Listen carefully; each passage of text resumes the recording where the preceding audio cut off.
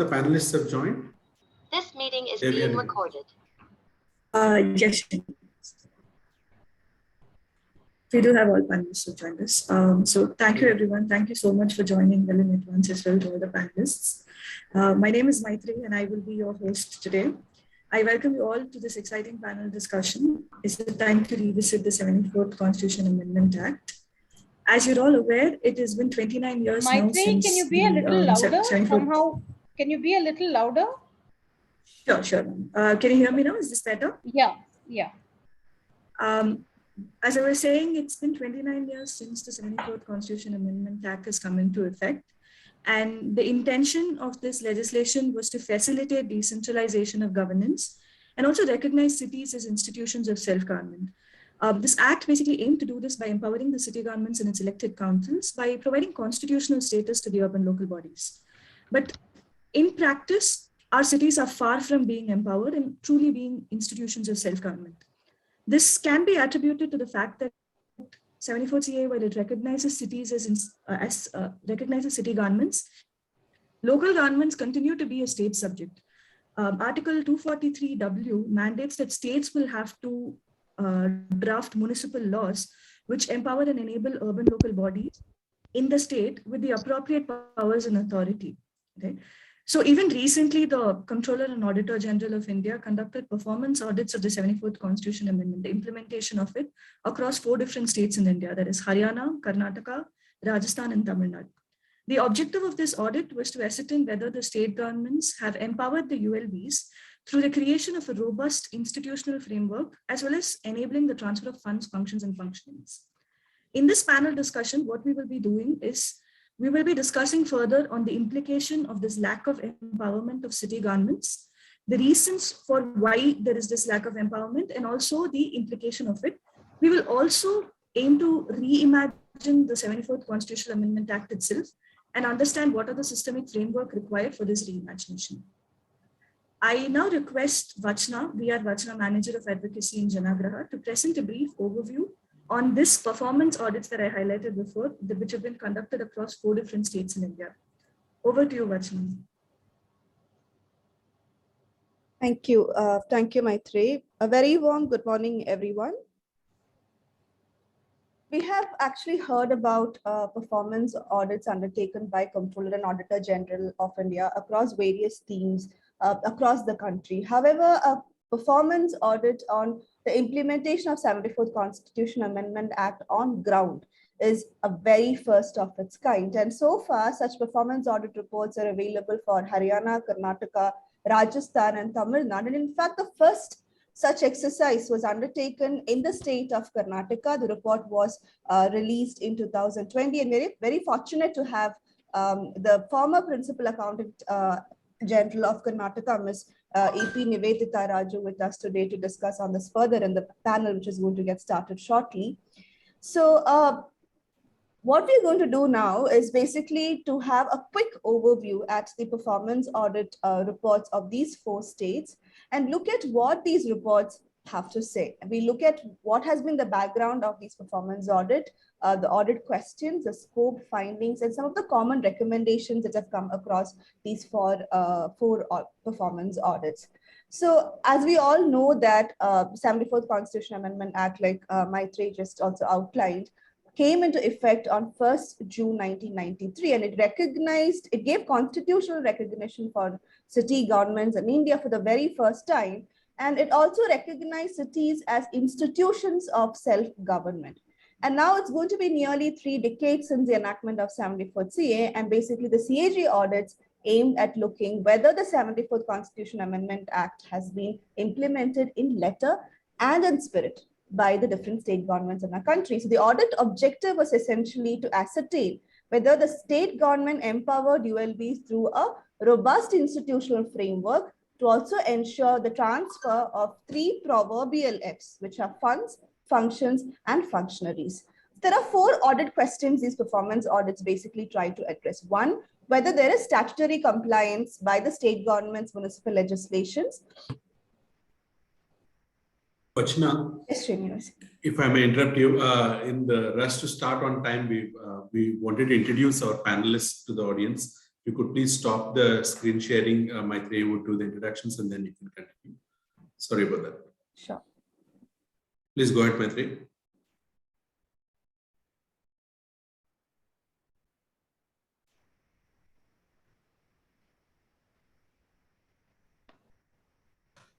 Over to you, Maitreyi.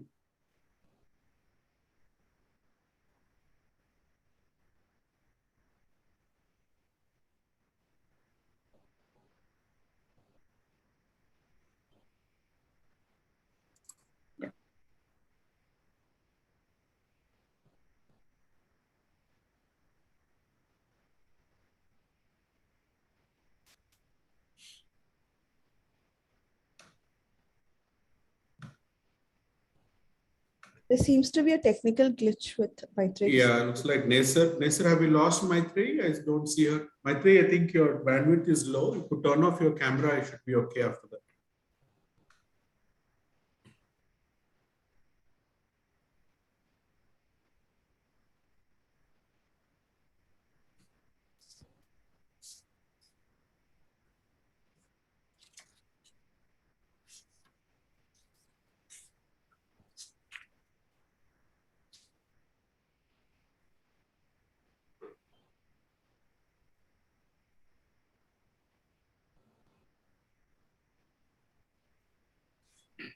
Archana, in the interest of time, would you like someone else from the team to do this, or would you like to do it? I think, Srinivas, we can just move ahead, you know. We'll move ahead and do it later, ma'am. Yeah, Okay, we okay. introduce ourselves or whatever. Yes, so I let think. me just at least welcome our guest, Nivedita ma'am. She's from the CAG, as Maitreyi mentioned. We're very eager to hear her views on it. We're joined by three councillors from across the country. Deivayanai ma'am from Coimbatore City Corporation, Ms. Kalpana Shivanna from Magadi Town Municipal Council, and Swati Parnamiji from Jaipur. So we have Karnataka, Tamil Nadu, and Rajasthan represented here. Welcome to all of you, ma'am. Thank you for joining us. We will go ahead with the highlights of the report, and then we will do a proper introduction and then start with the panel discussion. Thank you. Go ahead, Vince.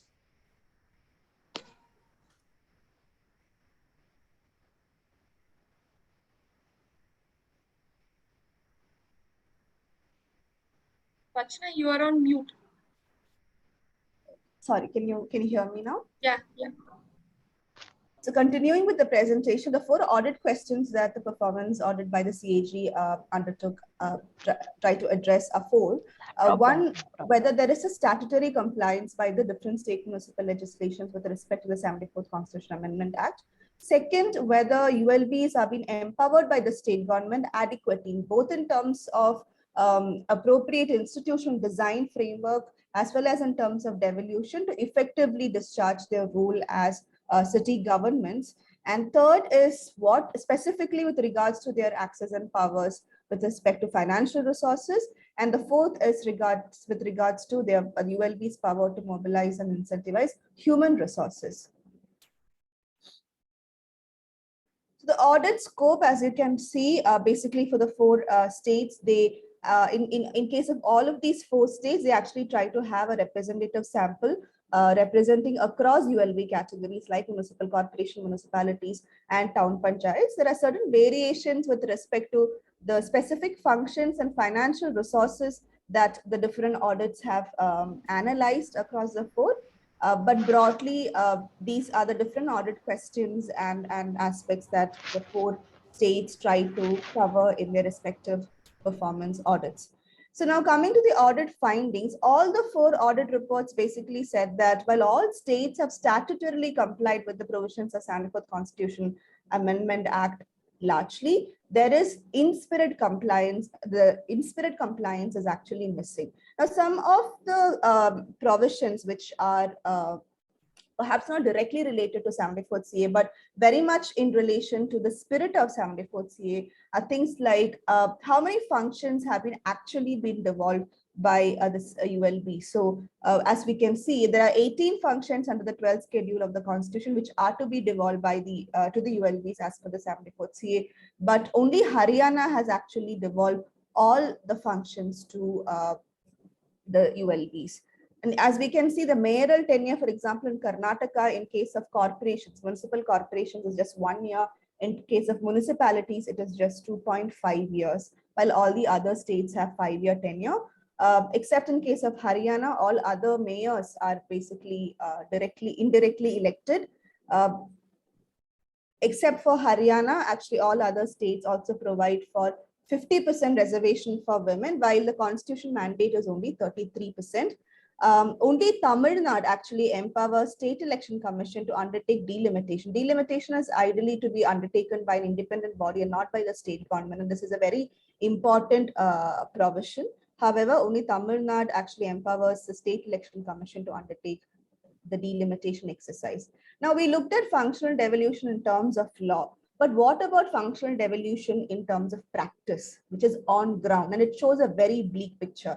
In case of Haryana, only 4 functions, that is 4 out of the 18 functions as per the 12th schedule, is where they have actually full jurisdiction, which is only 22% of these functions. In Karnataka, there is, the ULBs in Karnataka on average have autonomy only over 3 functions. In case of Rajasthan, ULBs have full autonomy over only 2 functions. And interestingly, Tamil Nadu town panchayat seems to have more access to, more functional autonomy of function to 7 vis-a-vis 3 in case of municipal corporations is a very interesting observation. Now, in all the 3 states, all the 4 states except Rajasthan, there is a significant number of councils which are not active, either due to non-conduct of elections or because of court cases, pending court cases or otherwise. Basically, in Haryana, there are 12 cities which do not have active councils, Karnataka, 210 cities, and Tamil Nadu, 664. The number, of course, have changed because this performance audit was undertaken before the ULB elections. In any case, as we all know, the ULB elections itself was quite delayed. Ward committees, which is a very critical mandate given by the 74th CA to ensure participatory governance in our cities. None of these states actually have functional ward committees, only Karnataka. The interesting thing is that Bangalore, in fact, actually was not a sample, and this was a best case practice, which was called out in the performance audit in Karnataka. Bengaluru is the only city in all of these 4 states to actually have functional ward committees. District planning committees and metropolitan planning committees are 2 bodies which are mandated by the 74th Constitution Amendment Act to ensure coordinated regional planning in non-metropolitan areas in case of district planning committees, and metropolitan areas in case of metropolitan planning committees. So as we can see, the constitution of district planning committees and metropolitan planning committees are not complete in most cities.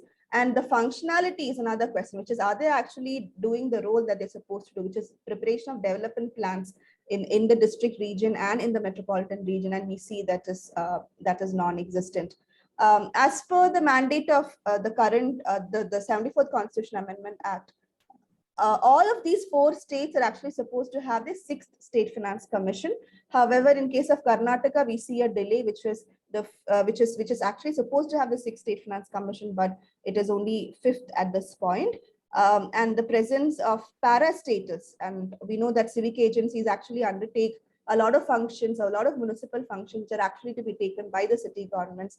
And however, in all of these 4 states, there is a significant presence of parastatals or civic agencies which undertake functions such as providing water supply, electricity, slum redevelopment, etc., and they are not accountable to their respective city governments. All the 4 audit reports actually observe that there is a significant overriding powers of state governments over ULBs in very critical aspects, such as power to cancel any of the resolutions passed by the ULBs, power to dissolve ULBs, power to actually the sanction limits on borrowing powers, even budget estimation approval, etc., are all largely resting with the state governments. Moving on to the financial resources, as we all know that finances it's a very critical aspect for any city government to function. It's important not just because city governments have to create new infrastructure services for its citizens, but it also have a lot of service backlogs to catch up as well. However, all the 4 audit reports basically observe that there is a significant dependence by the city governments on the grants, which constitute on an average about 60%. And it is as high as 83%, roughly about 84% in Rajasthan. Because of the delays in the constitution of state finance commissions, or because of the non-acceptance of the recommendations given by the state finance commissions, the different ULBs also incur a huge financial loss. For example, in 2015-16 period, Haryana's ULBs incurred a loss of about 95.15 crores in 2015-16, whereas Karnataka incurred a massive loss of 2,415 crores in the years 2016, 17, 18, 19. And another thing to also show the financial dependency of city governments on the state and the central government grant is that the average own resource to revenue expenditure percentage is 56% on an average across these 4 states. Now, what are the different kinds of financial resources that are at the disposal of the city government? So while all the ULBs have access to property tax, the decisions such as the power to fix the rates, the procedure for assessment collection are all vested with the state government. So therefore, there is no full autonomy, even in case of property tax for ULBs. Haryana is the only state which has actually devolved all the 4 key taxes, which is property tax, advertisement tax, profession tax, and entertainment tax to its ULBs. However, because the rules are not notified for Haryana's entertainment duty tax, it has basically hindered the collection process. There are also some of non-tax revenues which the city governments have access to, but as we can see in several cases, there isn't any full autonomy. And Haryana seems to be relatively performing better on these fronts. Now, it's not just enough that city governments actually have access to resources. It's also important to see how they actually utilize and manage these funds that are already at their disposal. 2 important aspects to look there is, one is a budget variance, which is essentially the difference between the estimate and the actuals. And what we see here is that in terms of the income, which is the receipts to the city government, the variation in the budget was on an average about 55%. And in terms of expenditure, it was on an average of 33%. And this, in terms of income variation, it was the highest in Tamil Nadu with 63%. And it was, in case of expenditure variation, it was the highest in Karnataka, which is about 65%.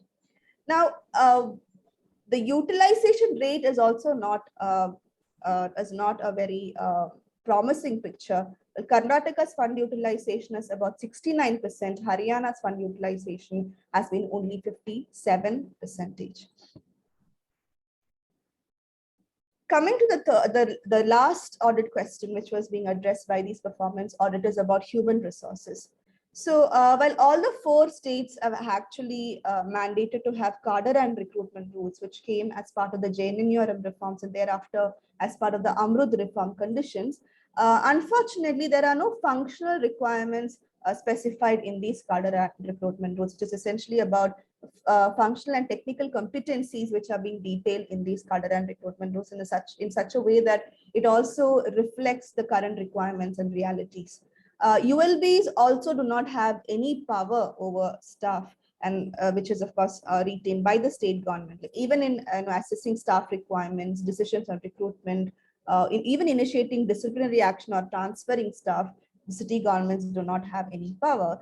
And the staff vacancy is also quite higher. This information is not available for Tamil Nadu, but as we can see, Haryana has about 38% of average state staff vacancy. In case of Rajasthan, among officers, it's about 61%, and in case of technical officers, it's about 33%.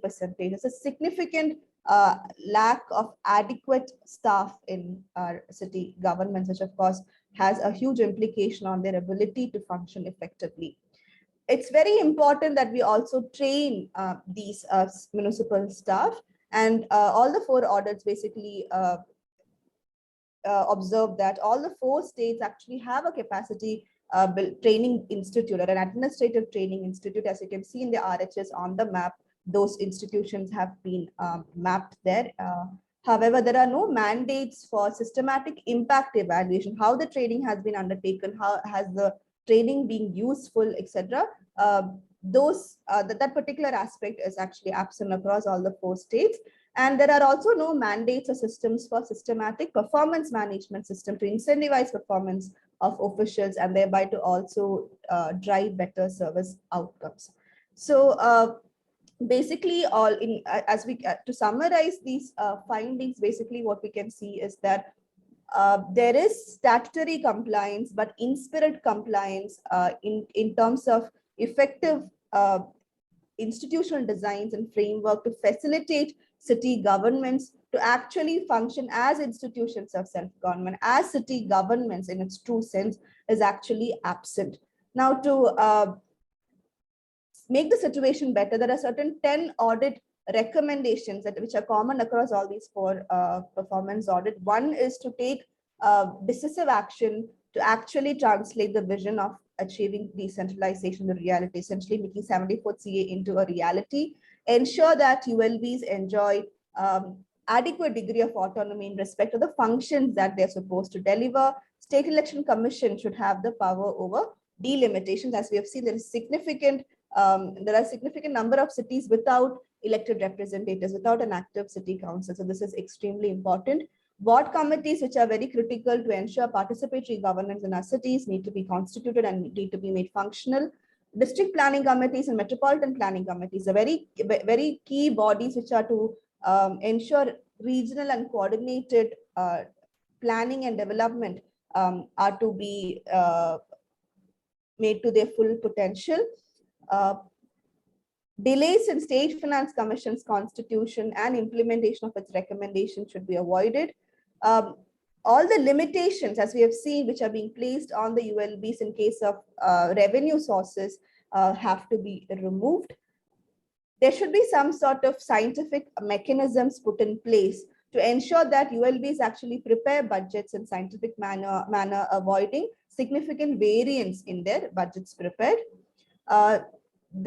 There should be more powers, the delegation of powers relating to works and other expenditure. This is more coming from financial powers of various bodies in the city government, like the municipal commissioner, mayor, council, etc. Those are very minimal at this point, which are to be revised. And finally, there should be adequate powers over the human resources aspect to ULBs, including on aspects such as assessment and recruitments of the required staff. So those basically cover the key observations being noted by the performance audit across Haryana, Karnataka, Rajasthan, and Tamil Nadu. Thank you. Thank you, Vachna, for that insightful and a very brief overview of the performance audit objectives and the findings. As we can see from whatever Vachna shared so far, we can see that the audits are also corroborating further that the city governments are highly disempowered in India. We now move on to the panel discussion part. I would like to take a moment to introduce all the panelists who have joined us today. We have a stellar panel joining us for the discussion on the 74th Constitution Amendment Act. We have with us Ms. E.P. Nivedita. Ms. Nivedita is the former Principal Accountant General of Karnataka, who has led the seminal performance audit on the implementation of the 74th CA in Karnataka. She's currently serving as the Executive Director of the National E-Governance Service Limited. A very warm welcome to you, Ms. Nivedita. We're also joined by 3 elected councillors from different states in India, which have been a part of this performance audit. We're joined by Ms. K.A. Deivayanai, an elected councillor from the Coimbatore City Municipal Corporation. She's currently serving as the chairperson of the Zonal Committee of West. Prior to this, she was also an elected councillor in the Vadavalli Town Panchayat from 2006 to 2011. Thank you so much, Ms. Deivayanai, for joining us for this discussion. We have with us Ms. Kalpana Shivanna, the former president of Magadi Town Municipal Council. She's also served as the member of Kasaba Hubli Zilla Panchayat. Thank you, ma'am, for joining us. Lastly, we're joined by Ms. Swati Parnami, an elected councillor from Jaipur Municipal Corporation Greater. She's previously served as the elected councillor during 1999 to 2004 as well. Thank you for taking the time out to join us this morning for this panel discussion. This panel discussion will be moderated by Srinivas Alavali, who's the head of civic participation in Janagraha, and Shilpi Sanare, who's a senior associate with the civic participation team. Over to you, Srinivas and Shilpi. Thank you. Namaskara, Namaste, Vanakkam. I think I covered all the languages for all our panelists. Thank you so much for joining us, Swati ji, Deivayanai, and Nivedita ma'am.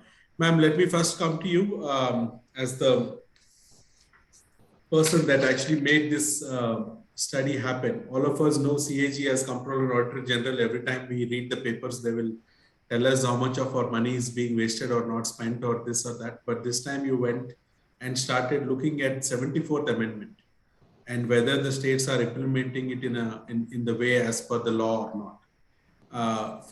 There are a lot of people that are really, urban governance enthusiasts in this audience today from all across India that are joining us. So before we jump into the findings of the study, I would like to ask you, Nivedita ma'am, why is it that CAG has undergone this audit? What was the motivation for it? What were you hoping to understand? And what were the challenges or hindrances you had even while conducting the study? And finally, what are the biggest takeaways that you had? Please take some time to share your wisdom on this, ma'am. Everyone is eagerly looking forward to hear from you on this. Yeah, thank you so much, Srinivas. This is really a pleasure for me to be a part of this panel because, as some of you know, urban governance is not just bread and butter for me. It really has a very important place in my heart. And let me talk about my journey. My desire to take up this performance audit is not only because I was Principal Accountant General in Karnataka. I was Director in the Ministry of Urban Development, Government of India for 4 years. And I was handling two important areas. One was urban self-governance and the other was water supply and sanitation. And also for some time, the implementation of JNNURM. So sitting in that position in Nirman Bhavan, it was a very unique opportunity for me to understand the crisis, if I may use the word, in urban governance in India. Because on the one hand, one saw the symptoms, poor project implementation, lack of decisiveness, etc. One also had the opportunity to look at the causes, as to why the urban local bodies are not able to implement projects properly, etc. And, so on and so forth. Now, when as normal citizens, when we talk about JNNURM, we only think of the JNNURM written on buses, or we may think of a sewage treatment plant or a water treatment plant. But JNNURM was much more. JNNURM was actually about making the 74th Amendment a reality.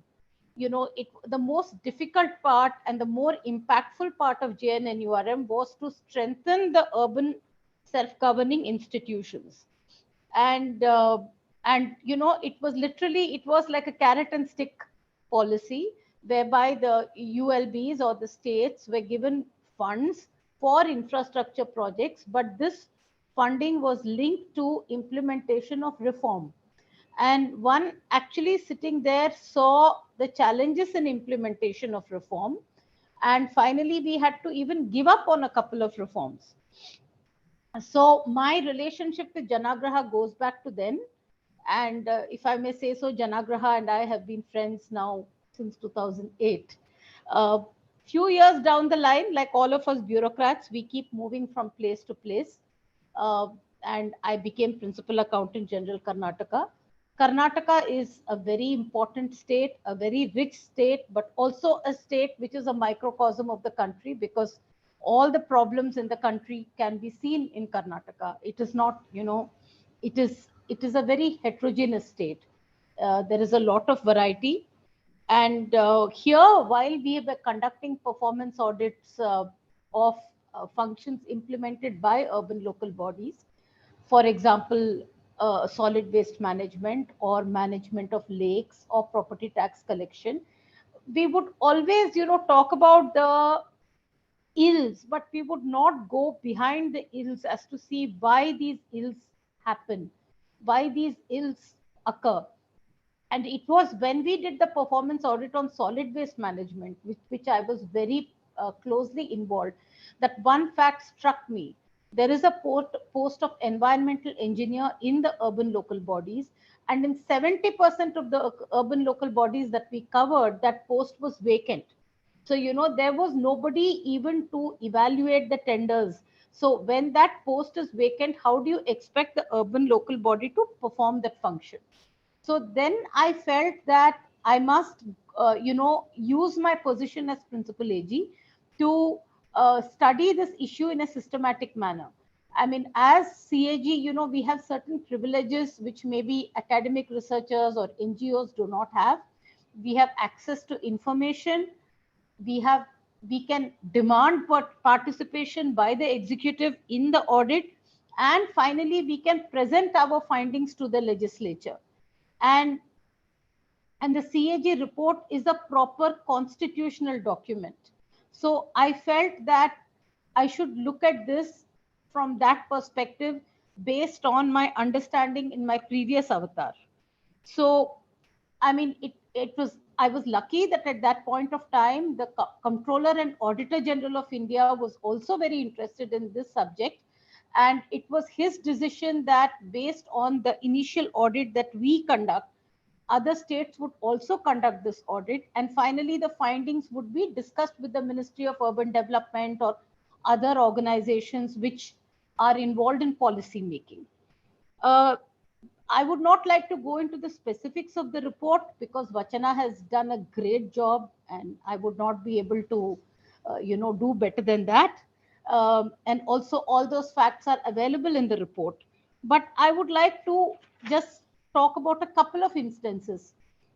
When I was director in the ministry, we organized an Indo-French workshop on urban development. And the idea of this workshop was to build up partnership between French cities and Indian cities so that Indian cities could learn from the experience of French cities.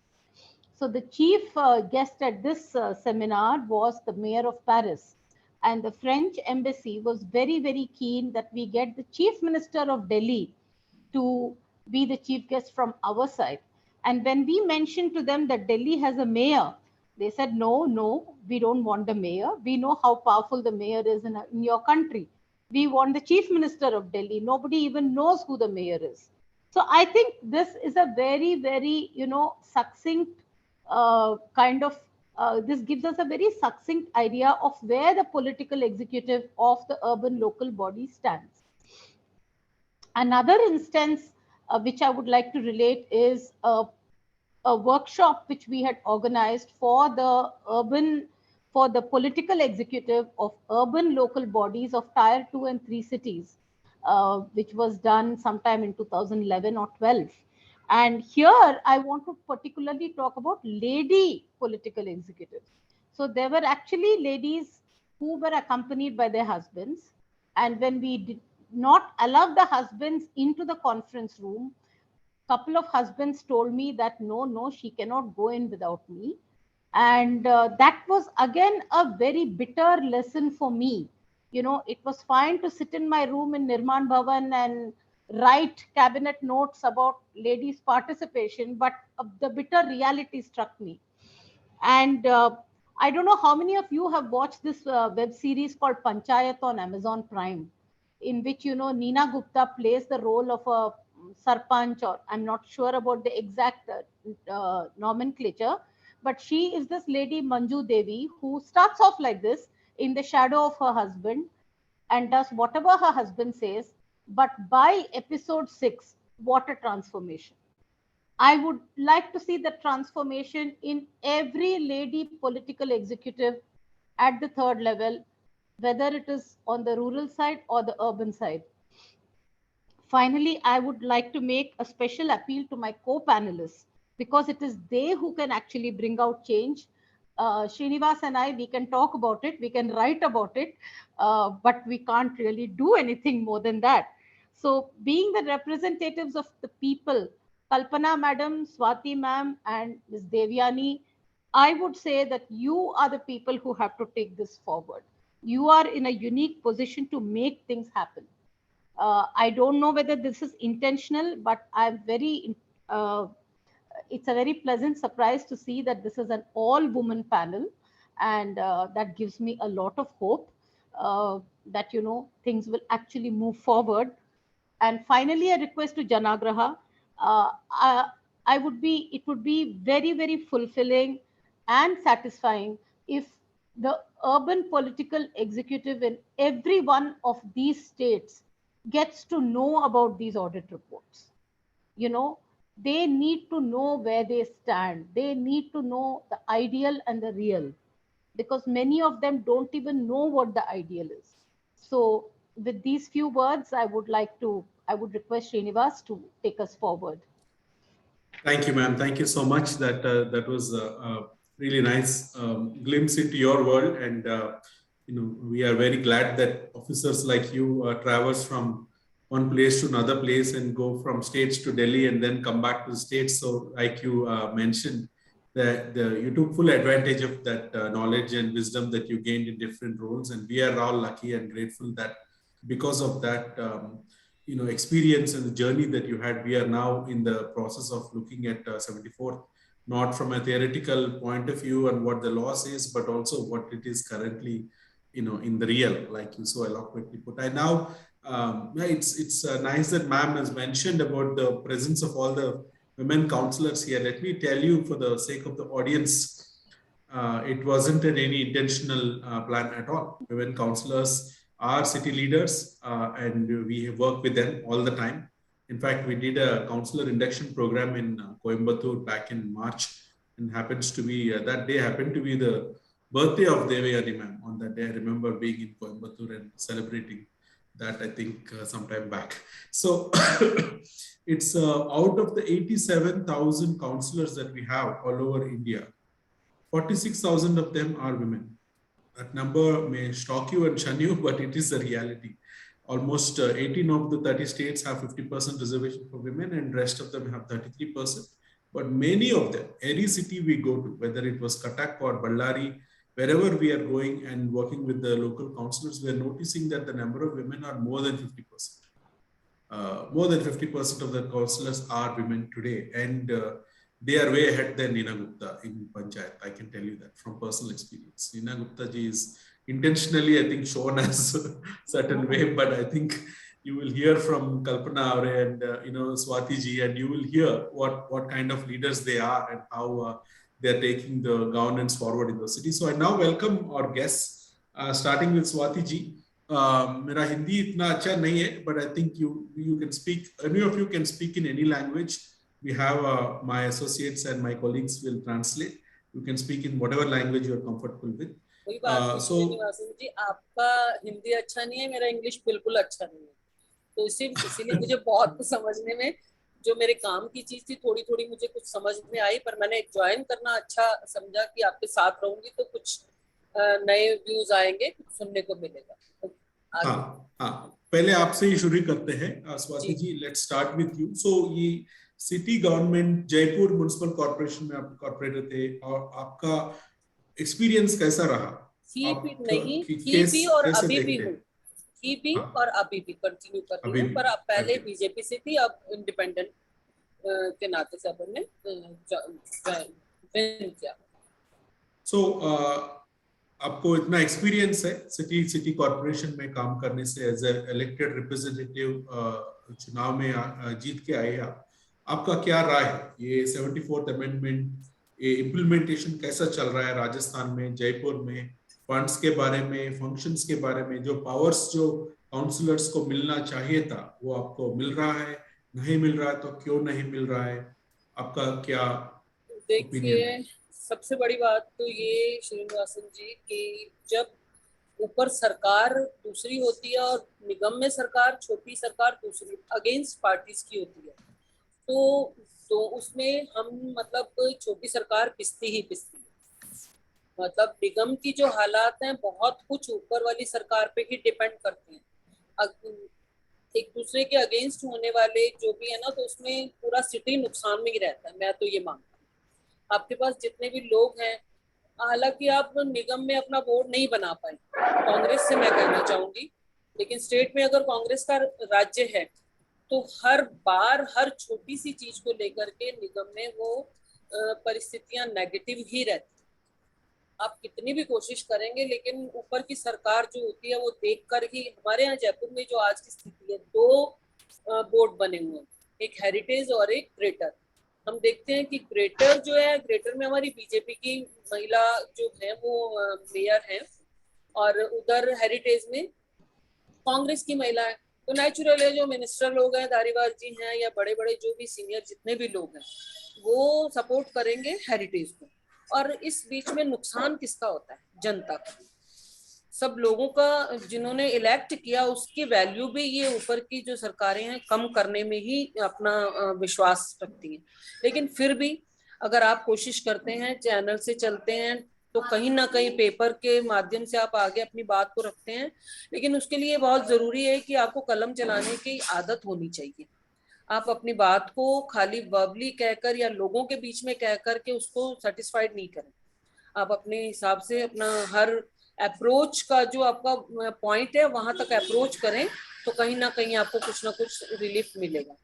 बाकी amendment का जो है वो तो करने वालों ने तो ठीक ही सोचकर इसको किया था कि इसका परिणाम अच्छा होगा, लेकिन परिस्थितियां जब ऑकवर्ड होती हैं तो इसका नुकसान लोगों को सहना पड़ता है। मैं इतना ही कहना चाहूंगी। बाकी आपकी तरफ से कोई क्वेश्चन हो तो मुझे बताएं, तो मैं थोड़ा सा जल्दी में। एक क्वेश्चन आपके लिए, तो लोग कॉर्पोरेटर या काउंसलर या एमएलए को किस चीज पे अप्रोच करते हैं? What is the difference, on what basis they come to you versus going to an MLA? छोटी छोटी जो प्रॉब्लम्स हैं, सीवरेज को लेकर के, सफाई को लेकर के, ये सब चीजें जो है, लाइट, रोड लाइट्स जो लेकर हैं, उसके लिए अगर काउंसलर आपका एक्टिव है तो उनको एमएलए या एमपी से मिलने की कोई जरूरत नहीं है। और इन चीजों को अगर हम सॉल्व करते हैं तो वार्ड के लोग सेटिस्फाइड रहते हैं। ये छोटी छोटी चीजें हैं, जैसे आजकल हमारे यहाँ पट्टों का विषय चल रहा है, कुछ सोसाइटीज के वो थे, और आज की तारीख में भी जयपुर में बहुत सारे कॉलोनीज ऐसी हैं जिनको लोगों को अपने रहते हुए भी 20 साल हो गए, लेकिन उनको पट्टा या उसका कोई भी म्यूनिसिपैलिटी का कोई कागज पेपर आज भी उनके पास नहीं है। और उसके नाम पर गवर्नमेंट ने इतने बड़े बड़े डोल नगाड़े बजा रखे हैं, इतना वेस्टेज हो रहा है, लेकिन उसका अर्थ कुछ नहीं निकल। तो ये जितना संभव होता है, अगर एक्टिव हैं आप तो कुछ ना कुछ उसमें से निकाल के ले आएंगे। अदरवाइज ये रिजर्वेशन का भी जो मैटर है ना, इसको भी लोग नेगेटिविटी से देखने लग गए। Last question for you, budget के बारे में आपका, काउंसलर्स को in the preparation of city budget, do you have any important role to play? Do you think that you have enough powers to create the budget or spend the money based on what your constituents or the citizens in your ward want? देखिए sir, state government जब budget issue करती है तो वहां निगम में पहुंचने के बाद भी अधिकारी हो या मेयर हो, तो वो सब लोगों का एक ही सोच होता है कि सारे वार्ड्स को बराबर दिया जाए। लेकिन सच्चाई क्या होती है कि कुछ उसमें से 20% वार्ड इतने क्लीन होते हैं कि उनको इस चीज की जरूरत नहीं होती, और 20% ऐसे होते हैं जो बिल्कुल बिल्कुल डेवलप नहीं है। उनको 40 की जगह 60% भी दिया जाए तो भी वो उनके लिए सेटिस्फेक्शन बजट नहीं है। इसलिए ये जो परिस्थितियां बनती हैं तो उनको परिस्थितियों के हिसाब से बजट अलॉट करना चाहिए, ना कि ये देख करके कि इनको सबको समान दे करके राजी कर दिया जाए। ये बहुत सारी चीजें ऐसी हैं जिनको हमें बदलने की जरूरत है। बजट को भी इक्वल नहीं दे करके जिसको जितना जरूरत है उसके डेवलप के लिए उनको उस पर दिमाग लगाना जरूरी है। Thank you. While I invite my colleague Shilpi to quickly summarize that in English for all our Okay. other. Absolutely. Thank you so much. Yeah. Thank you, Swati ji. Thank you. So the first question to Swati ma'am was regarding how is her experience as a councillor, as a city elected representative, and she has said that being from a different political party than that of the MLAs or the MPs, it has always been very problematic because they have been dominating the city leaders who are not from their party, not from the political party, and they often try to make it difficult for the city leaders to try and do some developmental work in their wards, in their respective cities. and the political tussle is a real thing, a real problem in reality. And the second question to her being budget. The budget end. So she said that in the budget, like there are, even though there are like 20 wards in a city, and there will be equal budget allocation to all of the 20 wards, whereas there are few wards in the city corporation which actually don't need that much of fund, and they can do it without, which is like, say for example, like which is already clean and you don't need that much of amount. And so in a way that is going on into wastage, whereas there are wards which would need more amount of monetary help, financial help, and the amount provided to them is not enough to do enough, say for example, enough cleaning for that matter. And this particular wards would need more financial help. So equal distribution of money in this way does not actually help the real picture. So thank you. That was a great summary. I think everyone is holding their breath to see how you are going to translate, and you did very well, I must say. Next, let me come to Kalpana ji. Kalpana Aure, namaskara. You've been a big champion of women leaders, women politicians, but you've also been a great city leader, rural, Jilla Panchayat, Amale, Magadi town. In 74th constitution, you are, I think you're one of the few rare people in this discussion today who know both 73rd and 74th. So, general opinion is rural governance strong. 73rd is better, 74th is not very strong or well implemented. As somebody who's been elected to both the Gram Panchayat system as well as the municipal system, 74th amendment ಬಗ್ಗೆ CAG report ಏನಾದರೂ ವಚನ ಅವರ ಒಂದು summary highlights ಕೊಟ್ಟಿದ್ದಾರೆ, Nivedita madam ಹೇಳಿದ್ದಾರೆ.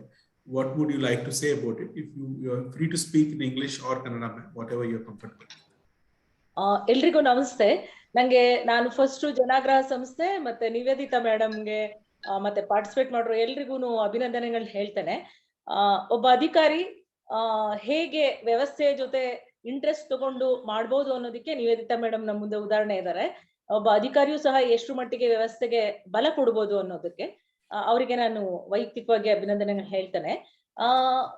ನಾನು ನಂಗೆ ಅಂದ್ರೆ 73ನೇ ತಿದ್ದುಪಡಿ ಪಂಚಾಯತ್ ರಾಜ್ ವ್ಯವಸ್ಥೆಗೆ, 74ನೇ ತಿದ್ದುಪಡಿ ನಗರಾಡಳಿತಕ್ಕೆ, ಎರಡರ ಅನುಭವವು ನನ್ಗಿದೆ. ಆದ್ರೆ 73ನೇ ತಿದ್ದುಪಡಿಗೆ ಸಿಕ್ಕಿರುವಷ್ಟು ಬಲ 74ನೇ ತಿದ್ದುಪಡಿಗೆ ಸಿಕ್ಕಿಲ್ಲ ಅಂತಾನೆ ಹೇಳ್ಬೇಕು ಅಂತ ಅನ್ಸುತ್ತೆ. ಏನು ಪ್ರಕಾರಗಳನ್ನ ಕೊಟ್ಟಿದಾರೋ ಅದು ಎಲ್ಲವೂ ಸಹ ಪೇಪರ್ ನಲ್ಲಿದೆ. ಅದ್ರ ನಿಜವಾದ ರೀತಿಯಲ್ಲಿ 74ನೇ ತಿದ್ದುಪಡಿ 30 ವರ್ಷಗಳ ನಂತರವೂ ಸಹ ಯಾಕೆ ಅದು ಸರಿಯಾಗಿ ಸಮರ್ಥವಾಗಿ ಅಂದ್ರೆ ಅದು ಜಾರಿಗೆ ಬಂದಿಲ್ಲ ಅನ್ನೋದ್ರ ಬಗ್ಗೆ ನಾನು ಸ್ವಲ್ಪ ಹೇಳ್ಬೇಕು ಅನ್ಸತ್ತೆ. ಒಂದೇನು ಅಂತಂದ್ರೆ ನಮ್ಮಲ್ಲಿ 3 ತರದ ಸರ್ಕಾರಗಳನ್ನ ನಾವು ನೋಡ್ತೇವೆ. ಸ್ಥಳೀಯ ಸರ್ಕಾರ, ರಾಜ್ಯ ಸರ್ಕಾರ, ಕೇಂದ್ರ ಸರ್ಕಾರ. ಇದ್ರಲ್ಲಿ ಜನಪ್ರತಿನಿಧಿಗಳು ನಾವು ಮೂರು ಸರ್ಕಾರದ ಜನಪ್ರತಿನಿಧಿಗಳು ಏನಿದ್ವಿ, ಆ 3 ಜನದ ಪ್ರತಿನಿಧಿಗಳಿಗೆ ನಮ್ಮ ಕಾರ್ಯವ್ಯಾಪ್ತಿ ಏನು ಅನ್ನೋದು ಇಷ್ಟು ವರ್ಷಗಳಾದ್ರೂ ಸಹ ಅರಿತುಕೊಂಡಿಲ್ಲ. ಅದು ಮೇನ್ ನಮ್ಗೆ ತೊಂದರೆ ಕೊಡ್ತಾ ಇರೋಂಥದ್ದು. ನಾವು ನೋಡ್ತೇವೆ, ಉದಾಹರಣೆಗೆ ಬೆಂಗಳೂರಿನಲ್ಲಿ ನಾನು ನೋಡಿದ್ದೇನೆ, BBMPಗಳ ರೋಡ್ಗಳಲ್ಲಿ ನೋಡಿದಾಗ ನೀವು ಬೋರ್ಡ್ಗಳನ್ನ ಅಲ್ಲಲ್ಲೇ ಹಾಕಿರ್ತಾರೆ. ಅಲ್ಲಿ ನಿಮಗೆ ಏನಾದರೂ ಸಮಸ್ಯೆ ಕಂಡು ಬಂದಲ್ಲಿ MLA ಅವ್ರನ್ನ ಸಂಪರ್ಕಿಸಿ ಅಂತೇಳಿ MLA ಅವರ ನಂಬರ್ ಅನ್ನ ಹಾಕಿರ್ತಾರೆ. ಅಲ್ಲಿ ಇರ್ಬೇಕಾಗಿದ್ದು BBMPಯ ಸದಸ್ಯರ ಅಡ್ರೆಸ್ ಮತ್ತೆ ನಂಬರ್ ಇರ್ಬೇಕಾಗಿದ್ದು. ಅಂದ್ರೆ ಒಬ್ಬ ವಿಧಾನಸಭಾ ಸದಸ್ಯರಿಗೆ ಕಾನೂನನ್ನು, ಶಾಸನವನ್ನ ಮಾಡುವಂತಹ ಇದಕ್ಕೆ ಟೈಮೇ ಸಾಲೋದಿಲ್ಲ. ಆದ್ರೆ ಅವರು ನೀರಿನ ವಿಚಾರದಲ್ಲಿ, ಮೂಲ ಸೌಕರ್ಯಗಳ ವಿಚಾರದಲ್ಲಿ ಮೂಗು ತೂರಿಸೋದನ್ನ ನೀವು ಎಲ್ಲರೂ ನೋಡಿದ್ದೇವೆ, ಅದರ ಅನುಭವ ಇದೆ. ಸೊ ಹಾಗಾಗಿ ನಾನು ಅನ್ಕೋತಾನೆ, ನಮ್ಮ ಜವಾಬ್ದಾರಿಗಳನ್ನ ಅರಿತುಕೊಂಡ್ರೆ, ಸ್ಥಳೀಯ ಸರ್ಕಾರದ್ದೇನು, ಜನಪ್ರತಿನಿಧಿಗಳು, 3 ಸರ್ಕಾರದ ಪ್ರತಿನಿಧಿಗಳಿಗೆ ಜವಾಬ್ದಾರಿ ಗೊತ್ತಿರ್ಬೇಕು, ನನ್ನ ಕಾರ್ಯವ್ಯಾಪ್ತಿ ಏನು ಅಂತ ಗೊತ್ತಿರ್ಬೇಕು. ಆಗ ನಾನು ಅನ್ಕೋತೇನೆ ಸ್ಮೂತ್ ಆಗಿ ಕೆಲಸ ಆಗತ್ತೆ ಅಂತ. ಇನ್ನ 74ನೇ ತಿದ್ದುಪಡಿಯಲ್ಲಿ ಬಂದಾಗ ಎಲ್ಲವನ್ನೂ ನಾವು ನೋಡ್ಕೊಂಡು ಬರ್ತೇವೆ. ಬಡ್ಜೆಟ್ ನೋಡ್ತೇವೆ, ಹಣಕಾಸಿನ ಸೌಲಭ್ಯವನ್ನ ನೋಡ್ತೇವೆ, ಮತ್ತೆ ಏನು ಮೂಲ ಸೌಕರ್ಯಗಳನ್ನ ನಾವು ಜನರಿಗೆ ತಲುಪಿಸುವಲ್ಲಿ ನಾವು ಹೇಗೆ ಕೆಲಸ ಮಾಡ್ಬೇಕು, ಇವೆಲ್ಲವೂ ಸಹ ಬರುತ್ತೆ. ಆದ್ರೆ ನೀವು ನೋಡಿದಾಗ ಏನಾಗತ್ತೆ ಅಂತಂದ್ರೆ, ಕೆಲವೊಮ್ಮೆ ಸಣ್ಣ ವಿಚಾರಗಳು ಈ MLAಗಳು, MP ಗಳು ಏನಾದ್ರೂ ಮೂಗ್ ತುರಿಸಿದಾಗ ನಾವು ಅಲ್ಲಿ ಬಗೆಹರಿಸಕ್ ಸಾಧ್ಯನೇ ಆಗೋದಿಲ್ಲ. ಅವ್ರು ಮೂಗ್ ತೋರ್ಸೋದು ಅನ್ನೆಸರಿ. ಹಾಗಾಗಿ ನಾನೇನಂತಾನೆ ಅಂದ್ರೆ ನಮ್ಮನ್ನ ಅಂದ್ರೆ ಯಾವ್ಯಾವ ಹಂತದಲ್ಲಿ ನಾವಿದೀವೋ ನಮ್ಮನ್ನ ನಮ್ಮ ಪಾಡಿಗೆ ಕೆಲಸ ಮಾಡಕ್ಕೆ ಬಿಡ್ಬೇಕು. ಅದು ಮೇನ್. ಅದಾದ್ಮೇಲೆ ಈ ಜನಪ್ರತಿನಿಧಿಗಳು ನಾವೇನು ನಗರಾಡಳಿತದಲ್ಲಿ ಇದ್ದೇವೆ, ನಮಗೆ ಮೀಸಲಾತಿ ಇದೆ. ಮೀಸಲಾತಿ ಇರೋದ್ರಿಂದ ಏನಾಗತ್ತೆ ಅಂದ್ರೆ ಒಮ್ಮೊಮ್ಮೆ ಕ್ಯಾಂಡಿಡೇಟ್ ಸಿಗೋದೇ ಇಲ್ಲ.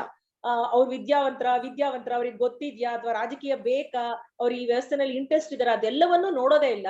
ಕೆಲವೊಮ್ಮೆ ಮೀಸಲಾತಿ ವರ ಆದ್ರೆ ನನ್ನಂತವ್ರಿಗೆ ವರ ಅಂತ ಅನ್ಕೋತಾರೆ. ನಾನ್ ಮೀಸಲಾತಿ ಇಲ್ಲ ಅಂದಿದ್ರೆ ನಾನು ಪಾಲಿಟಿಕ್ಸ್ ಎಂಟ್ರಿ ಆಗ್ತಾ ಇರ್ಲಿಲ್ಲ ಗ್ರಾಮೀಣ panchayat Raj ವ್ಯವಸ್ಥೆನಲ್ಲಿ.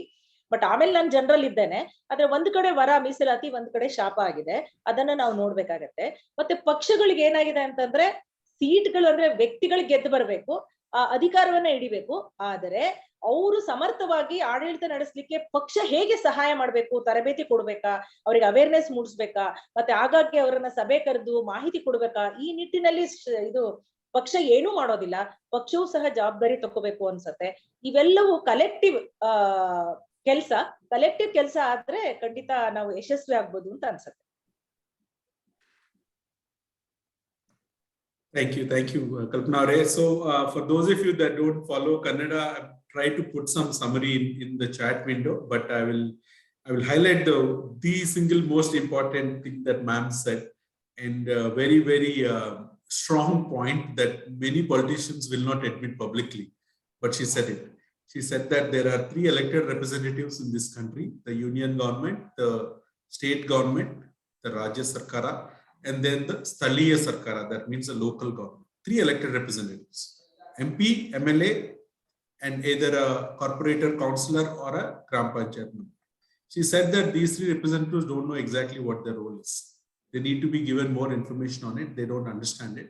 An example she cited is that in Bengaluru, if you go to any ward or any street, you will see at the corner of the street any problems you have, or the name of the MLA and the number is posted, whereas they have nothing to do with that problem, but their name and number have been put in the street corner. That is a indication that the elected representatives themselves are not clear what their role is, and that's more work need to be done in the thing. So this is a very common issue. I think it's very symbolic of why 74th is not implemented in letter and spirit, because the MLAs, particularly the MLAs, not so much the MPs, seems to be little confused about what is their role and what is the role of the corporate. The line is not very well drawn.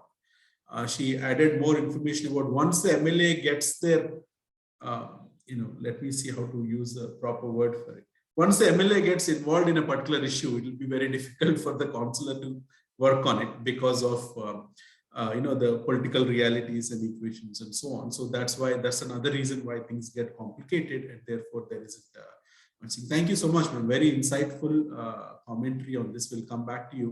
There are a lot of people waiting to talk to all of you, so I want to limit my own questions to all the panelists, and then ask the audience to have a chat with all of you. Deivayanai, ma'am, vanakkam.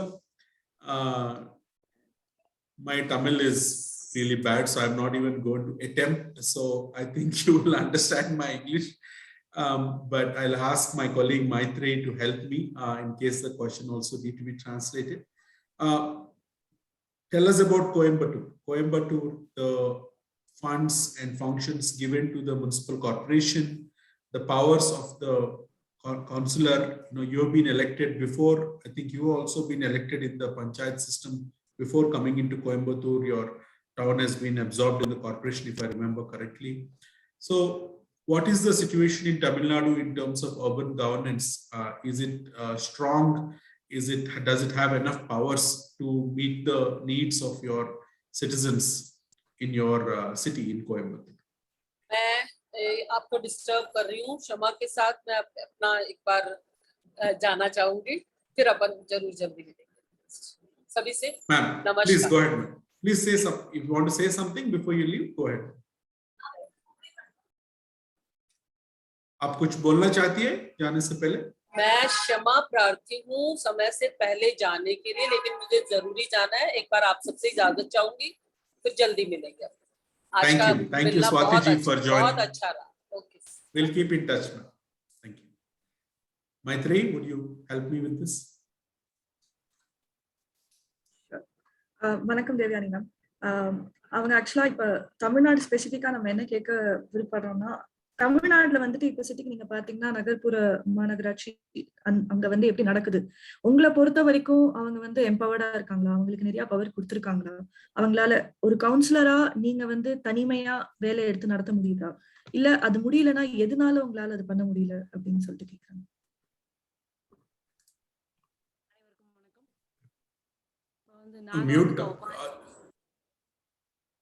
Increase your volume. Ma'am நீங்க பேசுறது கொஞ்சம் கம்மியா கேக்குது, கொஞ்சம் கத்தி பேசுங்க. அனைவருக்கும் வணக்கம். பேசுறது கேக்குதுங்களா?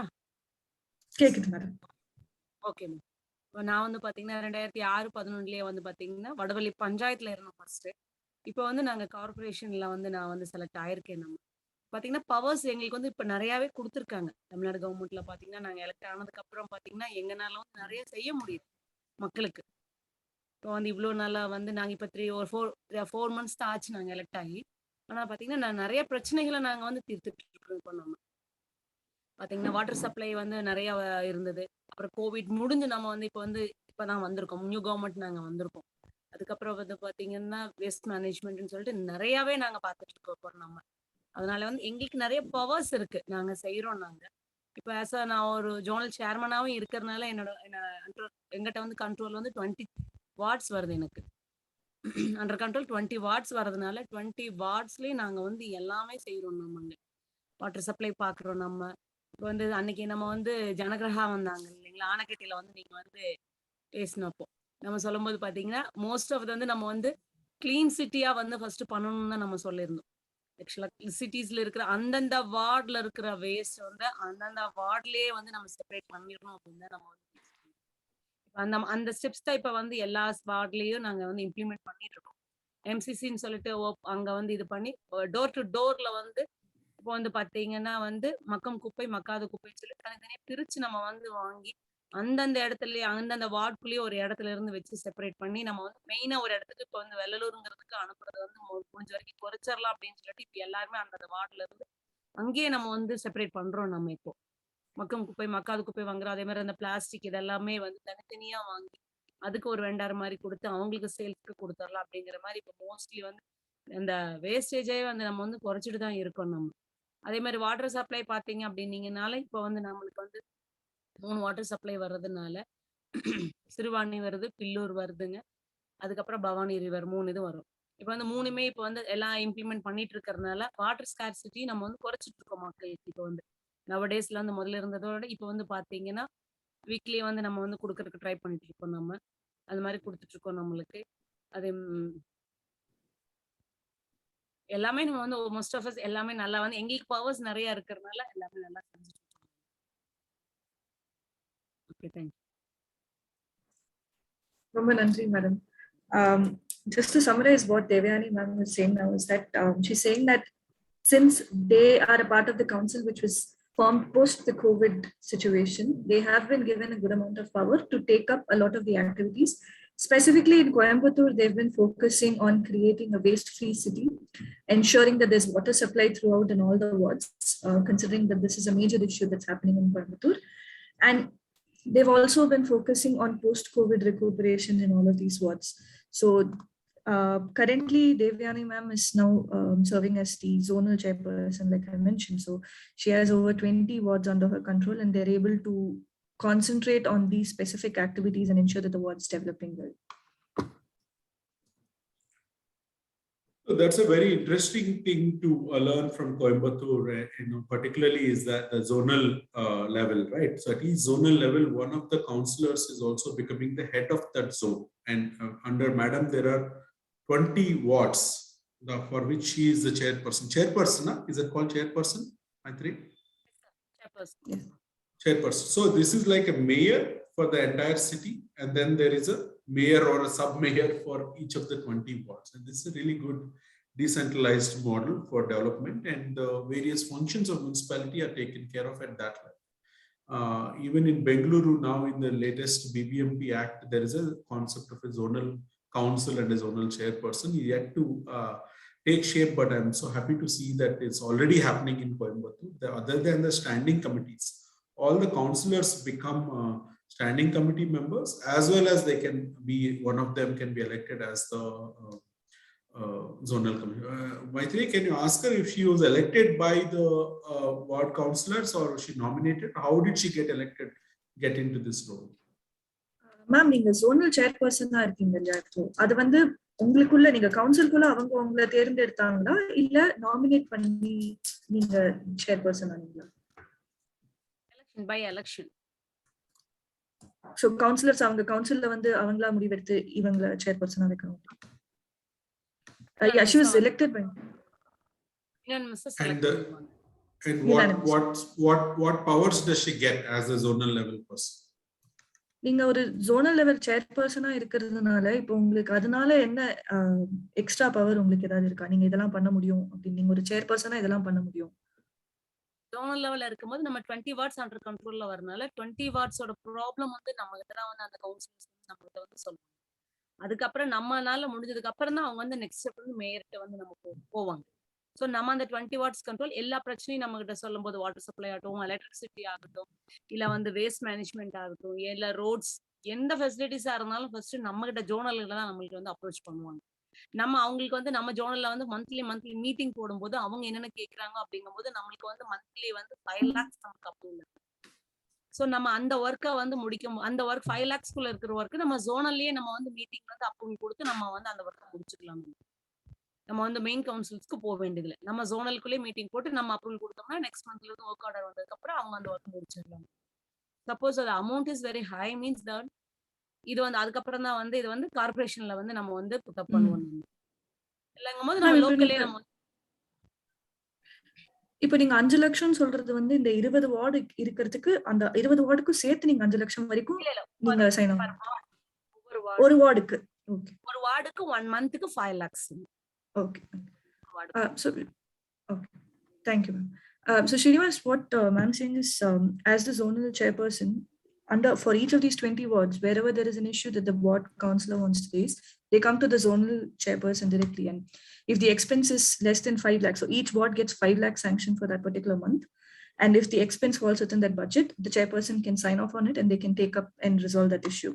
If it goes beyond that, they have to go to the corporation. So the zonal chairperson can sign off up to any expense up to 5 lakhs. Okay, thank you. Requesting admin to block access to any more entrants because the link has been posted on social media. All kinds of people are joining and adding posts on the chat window. Apologies to the participants. Please ignore that. This is the risk of online meetings. But we will now stop anyone new from entering.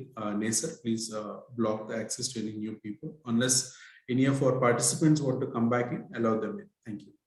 Romba Nandri, ma'am. Thank you so much. Wonderful to hear that. Is she saying something? Thank you. I want to go back to Nivedita, ma'am, but let me acknowledge some of the participants here. I'm very happy to see a lot of wonderful people joining us. From Ahmedabad, we have Dr. Mercy Samuel from SEP University. I see Guru Saravanan for joining us. I think he's from the Voice of Grassroots Politics. Mr. Rajgopal and Katyani Chamraj, ma'am, from Civic Bengaluru. Many more. Apologies for not taking your name, but hoping that all of you have time to participate in this and ask your questions. I request you to raise your hand or leave your questions in the Q&A box and I'll come to each of you. I'm also noticed that Shrikant has joined us. Shrikant Viswanathan is our CEO. I would request Shrikant to turn on his camera and join us as he was a big part of this CAG study along with Nivedita ma'am and Vachna.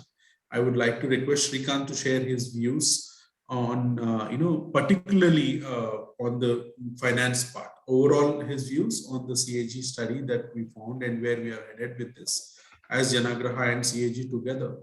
And subsequently, Shrikant, on your thoughts on this whole concept of funds and why the cities are losing. Vachna used an interesting terminology in the report that's saying that cities are at loss because of not following certain processes. They're not getting the grants that they should have otherwise got.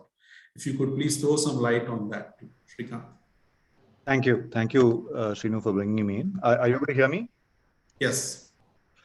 Okay. Firstly, compliments to Nivedita for starting this trend. I'm calling it a trend because Karnataka was only the first report, and thereafter the office of the CAG has decided to scale that report pretty much, presumably nationwide. We've seen 3 or 4 reports coming out. I'm hoping that all states in India do similar reports. I think the important tipping point is that instead of just doing a performance audit of transactions or of various sectors like solid waste management, stormwater drains, etc., or of individual transactions like individual tenders, cash management, and so on, this time the CAG of India took a deliberate call to say they want to audit systems. They want to audit important city systems, and that's why they picked the 74th Constitution Amendment. So I think 2 significant things. The choice that the CAG made to audit this, I think, is significant. The second, the fact that they are now scaling this to more states is also significant. Thirdly, I just want to zoom out a bit and talk about who the target audience for these reports would be. These reports get placed in state assemblies. And as we all know, it is state assembly that is empowered to amend the municipal acts, which can eventually reflect the spirit of the 74th Constitution Amendment and the letter of it. Particularly in the state assembly, senior leaders who constitute either the local bodies committee of the assembly or the public accounts committee of the assembly, depending on different states, will be the main consumer or the target audience for these reports. These committees are fairly empowered. Therefore, there will at least be, and assuming that each such committee has 15 to 20 members, across India, it is likely that about close to 700 members of state legislative assemblies will consume these reports, which shine the light on where the gaps are in implementing the 74th Constitution Amendment in their respective states. So I see this as the significant turning point. Fact of the matter is, next year, it will be 30 years since the enactment of the 74th Constitution Amendment. Many of the gaps are somewhat well known to at least usual suspects, like including ourselves who are in this sector. We all know what the gaps are in the implementation of the 74th Constitution Amendment. Of course, the CAG's audit reports bring out a lot of substantive data. And hello, can you hear me? Like the loss. Hello. Like the loss in finances, which I will come to in a moment. But I think the turning point here is that we will now involve state assemblies very seriously. So one of the important aspects would be for many of us in this meeting and others, like-minded folks like us, to now engage closely with the public accounts committees and the local bodies committees to raise visibility for these reports, for the findings of these reports, and create more demand among state assemblies and political parties for corresponding changes to happen in municipal acts. So I think this is one significant event in the journey of the 74th Amendment, because we know that many years now, there has been no movement. For many years now, there has been no movement either at the union level or at the state level on this particular agenda. Secondly, with particular emphasis on finances, a question that Srinu asked, I just want to say the reason why I think finances are important is because unlike other areas like urban planning, staffing, or even functions, I think finance is a language that aligns all the stakeholders around the table, the state government, elected political leaders who may not be part of the political executive, councillors, citizens. Everybody cares about the fact that cities get more money and the money is spent well. So it's a common language. The finances aspect of it is common language that everybody understands, everybody cares about. I think the reason cities are losing out in a big way is today there is a discretionary way in which state governments are devolving funds based on state schemes and missions. There is no predictability with which cities are able to receive funds. This includes Bangalore. Though people keep saying Bangalore has a large budget of 10,000 crores, close to 10,000 crores, etc. The fact of the matter is there is no predictability. There are several months, points in time when the BBMP runs out of money to meet their operating expenses. This is why an effective state finance commission mechanism is very critical. The fact that there is predictability in both timing of receipt of funds and the quantum of funds. That's while many of us emphasize on property taxes and own revenues, the fact remains that there are very few cities in India who can raise own revenues that are adequate to meet their own operational needs. A disproportionate share of finances accrue to the union and to the state governments, which is why we have a union finance commission and state finance commission mechanism. Therefore, cities deserve to get predictable transfers and adequate transfers, predictability in both timing and quantum. And without this, devolving functionaries and functions alone will not be sufficient. And we should remember that Kerala, which remains, and I will close with this, Kerala, which remains a shining example in some ways of decentralization in India at various levels, did not achieve functional and functionary level devolution before they achieved finance level devolution. What catalyzed this change, and Mr. Vijayanand and others will speak a lot more articulately on this because they were involved in this process, happened because the government of Kerala decided that 40% of planned funds will be devolved to the cities. That was the starting point of the decentralization revolution along with the People's Plan campaign.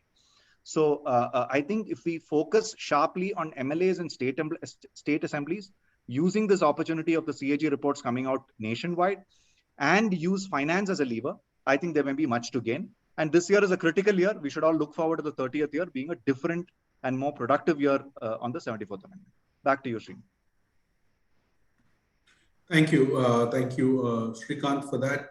Yes, I think the strengthening of the State Finance Commission is absolute priority for all states. It has to be, and all of us that are asking for better urban governance should rally behind that cause. And hopefully the CAG audits will also raise the awareness levels in the state legislatures. A very important point that Shrikant made today is about the, and Nivedita ma'am alluded to earlier, these are the CAG reports. These are not reports of a newspaper or a research organization or an institute like Janagraha, but this is a constitutional body, the CAG.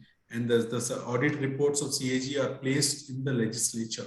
So that means the highest elected officers of the state are expected to participate, expected to discuss and deliberate that in the state legislature and take action. So that's how powerful these audit reports are, and we're very happy to play a small part in that. And we're hoping that as time goes on, more and more states will do it, and this comes in. Nivedita ma'am, would you like to add a few points now that you heard from different city leaders from different parts of India, and Shrikant shared his views too?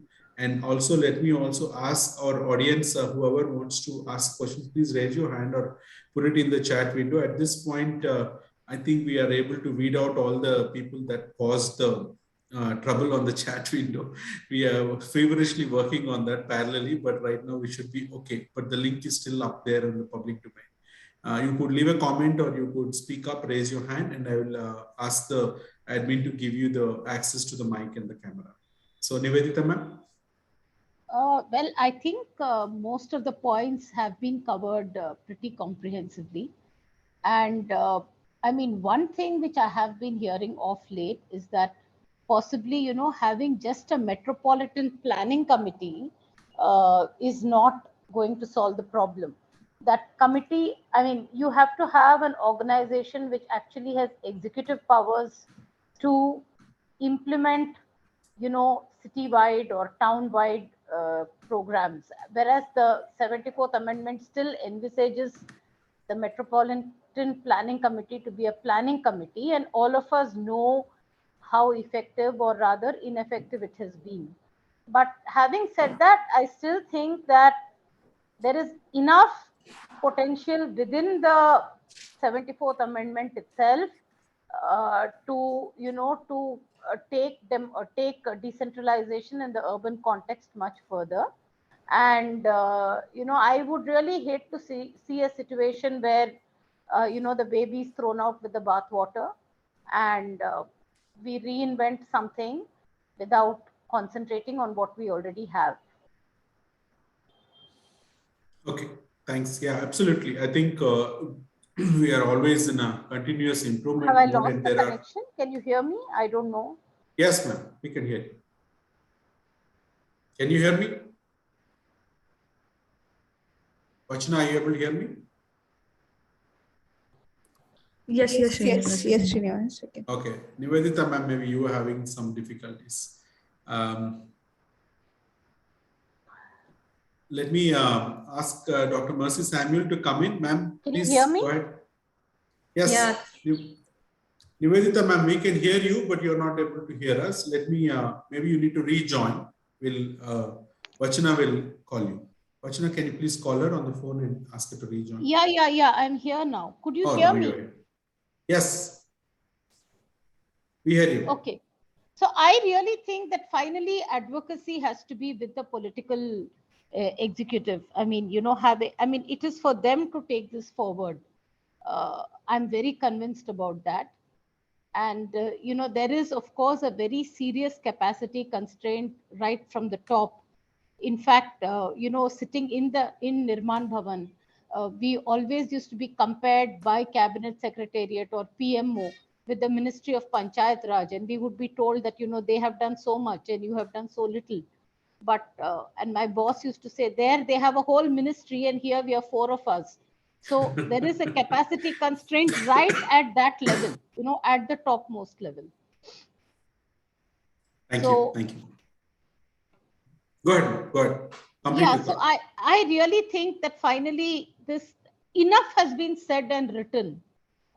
Of course, there is always more, but I have, you know, because of the position I've been in, I have been reading about this subject, and I really feel now is the time to act. There is enough to act upon. Okay.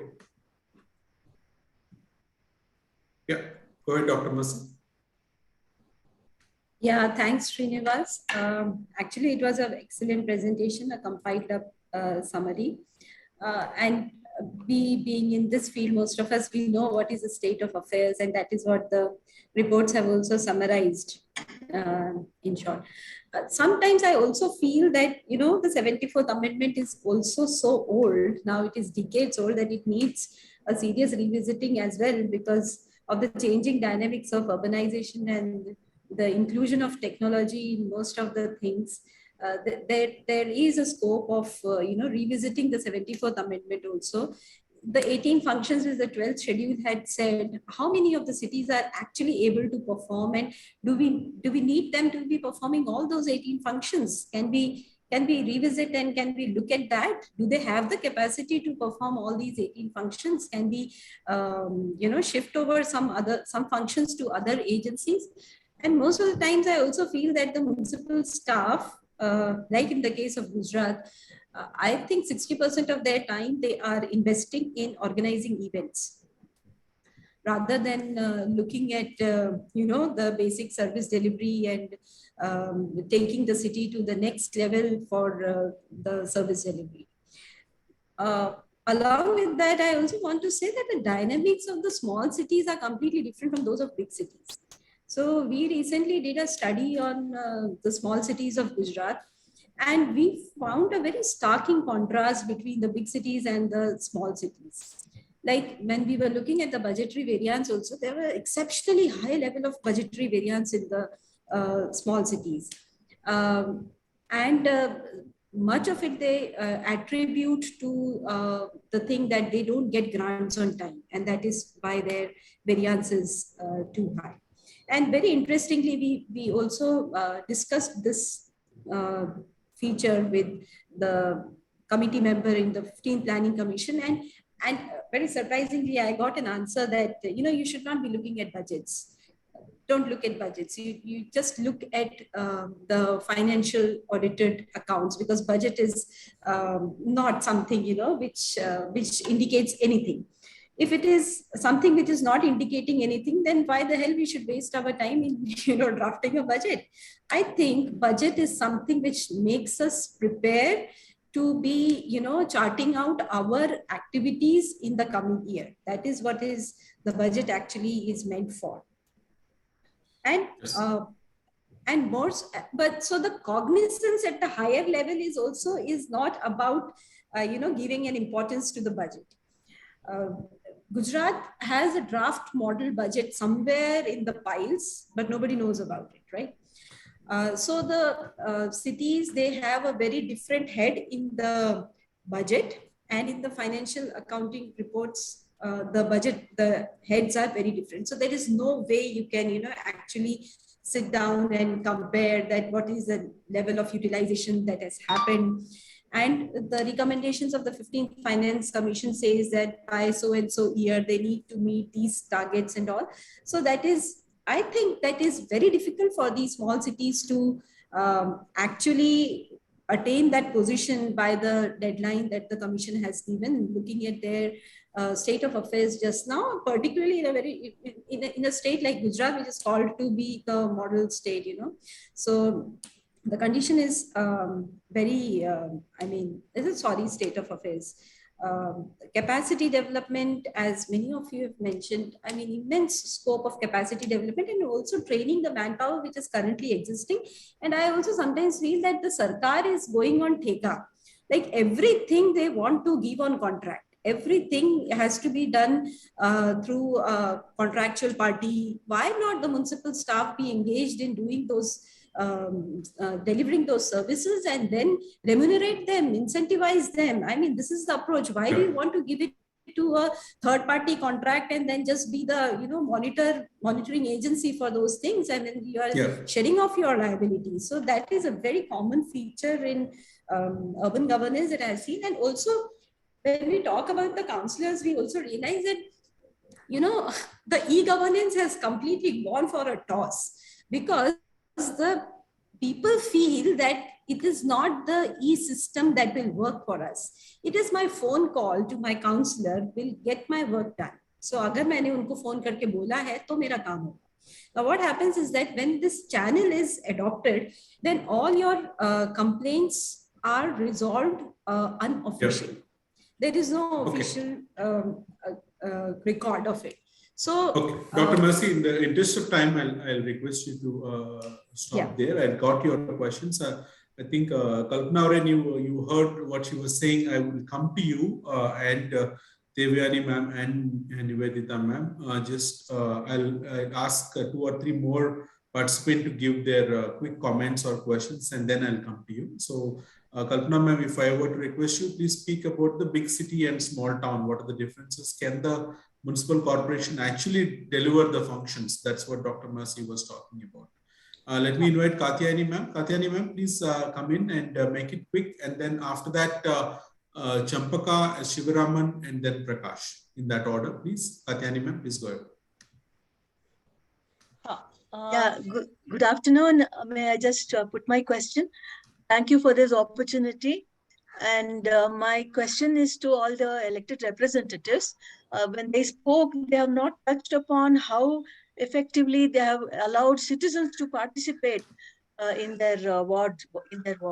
So I want to know what is the status of ward committees in their cities, and also whether they have effectively notified the area sabhas so that every voter can participate.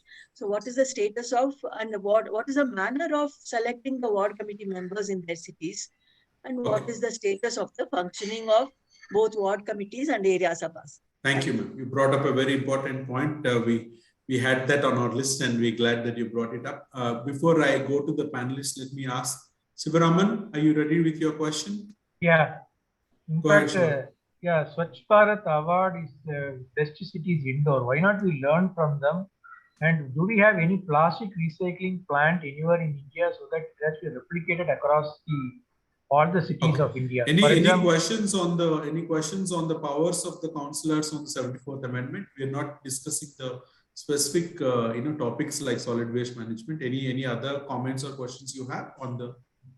Yeah, it's about the training centers were there, right? Four states. What do they do? They do part-time courses, or it's full-time course, or how that is going on? I think that is going on. The training for the councillors, you mean?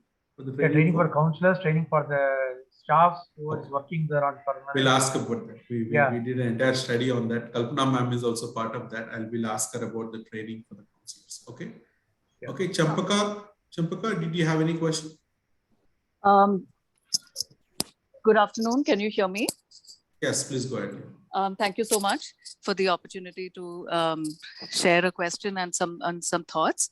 I had a question regarding the broader debate around state capacity, because more recently, of course, and in fact, for several years, for several decades, there's been a wider discussion about the meaning of state capacity. In 2005, when some of us conducted the capacity building program for Directorate of Town Planning members at Government of Karnataka and the BDA members, a an explicit focus there was quite restrictive. It was restricted to just, state capacity was just restricted to human resource as well as technical capacities. However, now the debate has gone way beyond to looking at strength of institutions, institutions in the form of, regulatory capacities as well as abilities, better. It's largely focused on the quality of governance. Actually, it's more about the quality of governance on how state capacity is sort of envisaged, and that also means the ability to deal of government organizations to orchestrate a wide range of actors, both public as well as private and civil society organizations, through a strategic lens. So I wanted to solicit any thoughts on what kinds of strategic thinking capacities are being cultivated and inculcated into local government spaces, both administrative as well as the executive. Thank you. Okay, great. Thank you. Thank you. Thanks for keeping it brief. Rajagopalan and Guru Saravanan, did you have any comments? You put some messages in the chat window. That's why I'm asking you. Anyone else who want to raise any topics, please, this is the last call. We are coming close to the end of this session. I will ask the panelists to answer this. I'll remind them again because it's been a while. So let me put the questions there. Katyani ma'am wanted to know from the elected representatives here, that's Kalpana madam and Deivayanai madam, what is the status of ward committees and area sabhas in your cities? What is your plan or strategy of improving citizen participation? Please comment on this. Kalpana ma'am and then Deivayanai. ನಮ್ಮಲ್ಲಿ ಪುರಸಭೆ ಬರುತ್ತೆ. ಪುರಸಭೆಯಲ್ಲಿ ward ಇದುವರೆಗೂ ಇಷ್ಟು ವರ್ಷಗಳಾದ್ರೂ 74ನೇ ತಿದ್ದುಪಡಿ ಒಂದು ಇಷ್ಟು ವರ್ಷಗಳಾದ್ರೂ ward ಕಮಿಟಿಗಳನ್ನ ಮಾಡೇ ಇಲ್ಲ.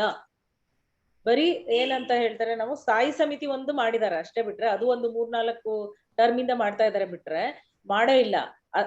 ಅದು ಏನಾಗುತ್ತೆ ಅಂತಂದ್ರೆ ನನಗನ್ಸೋದು ಯಾಕೆ ಅವರು ವಾರ್ಡ್ ಕಮಿಟಿಗಳನ್ನ ಮಾಡೋದಿಲ್ಲ ಅನ್ನೋದು ನನಗೆ ಕೆಲವು ಸೂಕ್ಷ್ಮ ಅಂಶಗಳನ್ನ ನಾನು ಗಮನಿಸಿದಾಗ, ಅಧಿಕಾರಿಗಳು ಅಂದ್ರೆ ವಾರ್ಡ್ ಕಮಿಟಿ ಆದಾಗ ವಾರ್ಡ್ ಕಮಿಟಿ ಜನರ ಹತ್ರನೇ ಹೋಗುತ್ತೆ. ಅವಾಗ ಅಧಿಕಾರಿನೂ ಜನರ ಹತ್ರ ಹೋಗ್ಬೇಕಾಗತ್ತೆ, ಮತ್ತೆ ಅಲ್ಲಿಯ ಆ ವಾರ್ಡಿನ ಸದಸ್ಯರು ಅಲ್ಲಿಗೆ ಹೋಗ್ಬೇಕಾಗತ್ತೆ. ಸೊ ಇಂಟರಾಕ್ಷನ್ ಬೆಳೆಯುತ್ತೆ, ಸಮಸ್ಯೆಗಳು ಬಗೆಹರಿಯುತ್ತೆ. ಅಂತ ಸಂದರ್ಭದಲ್ಲಿ ಯಾರು ಪ್ರೆಸಿಡೆಂಟ್ ಆಗಿರ್ತಾರೋ ಅವರ ಇದು ಮಹತ್ವ ಕಳೆದುಕೊಳ್ಬಹುದೇನೋ ಅನ್ನೋದು ಒಂದು ಕಡೆ ನಾನ್ ನೋಡಿರೋಂತ ಅಂಶ. ಇನ್ನೊಂದ್ ಎರಡನೇದು ಏನಪ್ಪಾ ಅಂತಂದ್ರೆ, ನಾವು ಏನ್ ಅನ್ಕೋತೇವೆ ಅಂತಂದ್ರೆ, ಯಾಕೆ ಮಾಡ್ಬೇಕು, ಅಧ್ಯಕ್ಷ ನಾನಿದೀನಲ್ಲ, ನಾನೇ ಎಲ್ಲವನ್ನೂ ನೋಡ್ಕೋತೇನೆ ಅನ್ನುವಂತಹ ಒಂದು ಉಡಾಫೆ, ಬೇಜವಾಬ್ದಾರಿ ಅಥವಾ ಅಹಂಕಾರ ಇವೆಲ್ಲವೂ ಸೇರ್ಕೊಂಡು, ಆಮೇಲೆ ಇನ್ನೊಂದೇನಾಗತ್ತೆ ಅಂದ್ರೆ, ನಿಮಗೆ ಆಡಳಿತ ಪಕ್ಷ ಬೇರೆ ಇದ್ದು ವಿರೋಧ ಪಕ್ಷ ಇದ್ದಾಗ, ವಿರೋಧ ಪಕ್ಷದಲ್ಲಿ ಯಾರಾದ್ರೂ ಒಳ್ಳೆಯವರು ಸಮರ್ಥರಿದ್ರೆ ಅಲ್ಲಿ ಆ ವಾರ್ಡ್ ಮುಂದುವರೆದ್ ಬಿಟ್ರೆ ನನ್ನ ವಾರ್ಡ್ ಏನೂ ಆಗಿಲ್ಲ ಅಂತಂದ್ರೆ, ಆ ತರದ್ದೆಲ್ಲ ಈ ಮನುಷ್ಯನ ಆಂತರಿಕ ಇದಿದೆಯಲ್ಲ ಸಮಸ್ಯೆಗಳು ಮತ್ತೆ ಭಾವನೆಗಳು, ಇವೆಲ್ಲವೂ ಸಹ ಇಲ್ಲಿ ಕ್ಲಾಶ್ ಆಗ್ತಾ ಇದೆ ಅಂತ ನಾನ್ ಅನ್ಕೋತೇನೆ. ಇದು ಕಂಪಲ್ಸರಿ ಮಾಡ್ಬೇಕು, ಸರ್ಕಾರ ಕಂಪಲ್ಸರಿ ಮಾಡ್ಬೇಕು, ವಾರ್ಡ್ಗಳಲ್ಲಿ ವಾರ್ಡ್ ಕಮಿಟಿ ಇರ್ಲೇಬೇಕು ಅಂತ ಕಂಪಲ್ಸರಿ ಮಾಡಿದ್ರೆ ಅದು ಒಂದು ಅನುಕೂಲ ಆಗ್ಬೋದೇನೋ ಅಂತ ನನಗನ್ಸುತ್ತೆ. ಸಣ್ಣ ಪುಟ್ಟ ಪುರಸಭೆಗಳಲ್ಲಿ ವಾರ್ಡ್ ಕಮಿಟಿಗಳನ್ನ ನೀವು ನೋಡೋಕ್ ಆಗೋದೇ ಇಲ್ಲ. ಏನಿದ್ರು ನಾನು ಅನ್ಕೋತೇನೆ ನಗರ ಸಭೆಗಳಲ್ಲೂ ಇಲ್ಲ. ನಾನು ತುಮಕೂರಲ್ಲಿ ನನ್ನ ಫ್ರೆಂಡ್ ನನ್ ಕೇಳ್ದೆ, ನಿಮಗೆ ಗೊತ್ತಿದೆ ಅದು ಕಾರ್ಪೊರೇಷನ್ ಆಗಿದೆ, ಅಲ್ಲಿಯೂ ಸಹ ವಾರ್ಡ್ ಕಮಿಟಿಗಳಿಲ್ಲ ಅಂತಂದ್ರೆ ಎಷ್ಟರ ಮಟ್ಟಿಗೆ ನಾವು 74ನೇ ತಿದ್ದುಪಡಿಯನ್ನ ಸೀರಿಯಸ್ ಆಗಿ ತಗೊಂಡಿದೀವಿ ಅಥವಾ ತಗೊಂಡಿಲ್ಲ ಅನ್ನೋದಕ್ಕೆ ಇದು ಉತ್ತಮ ಉದಾಹರಣೆ ಅಂತ ನಾನು ಹೇಳಲಿಕ್ಕೆ ಇಷ್ಟಪಡ್ತೀನಿ.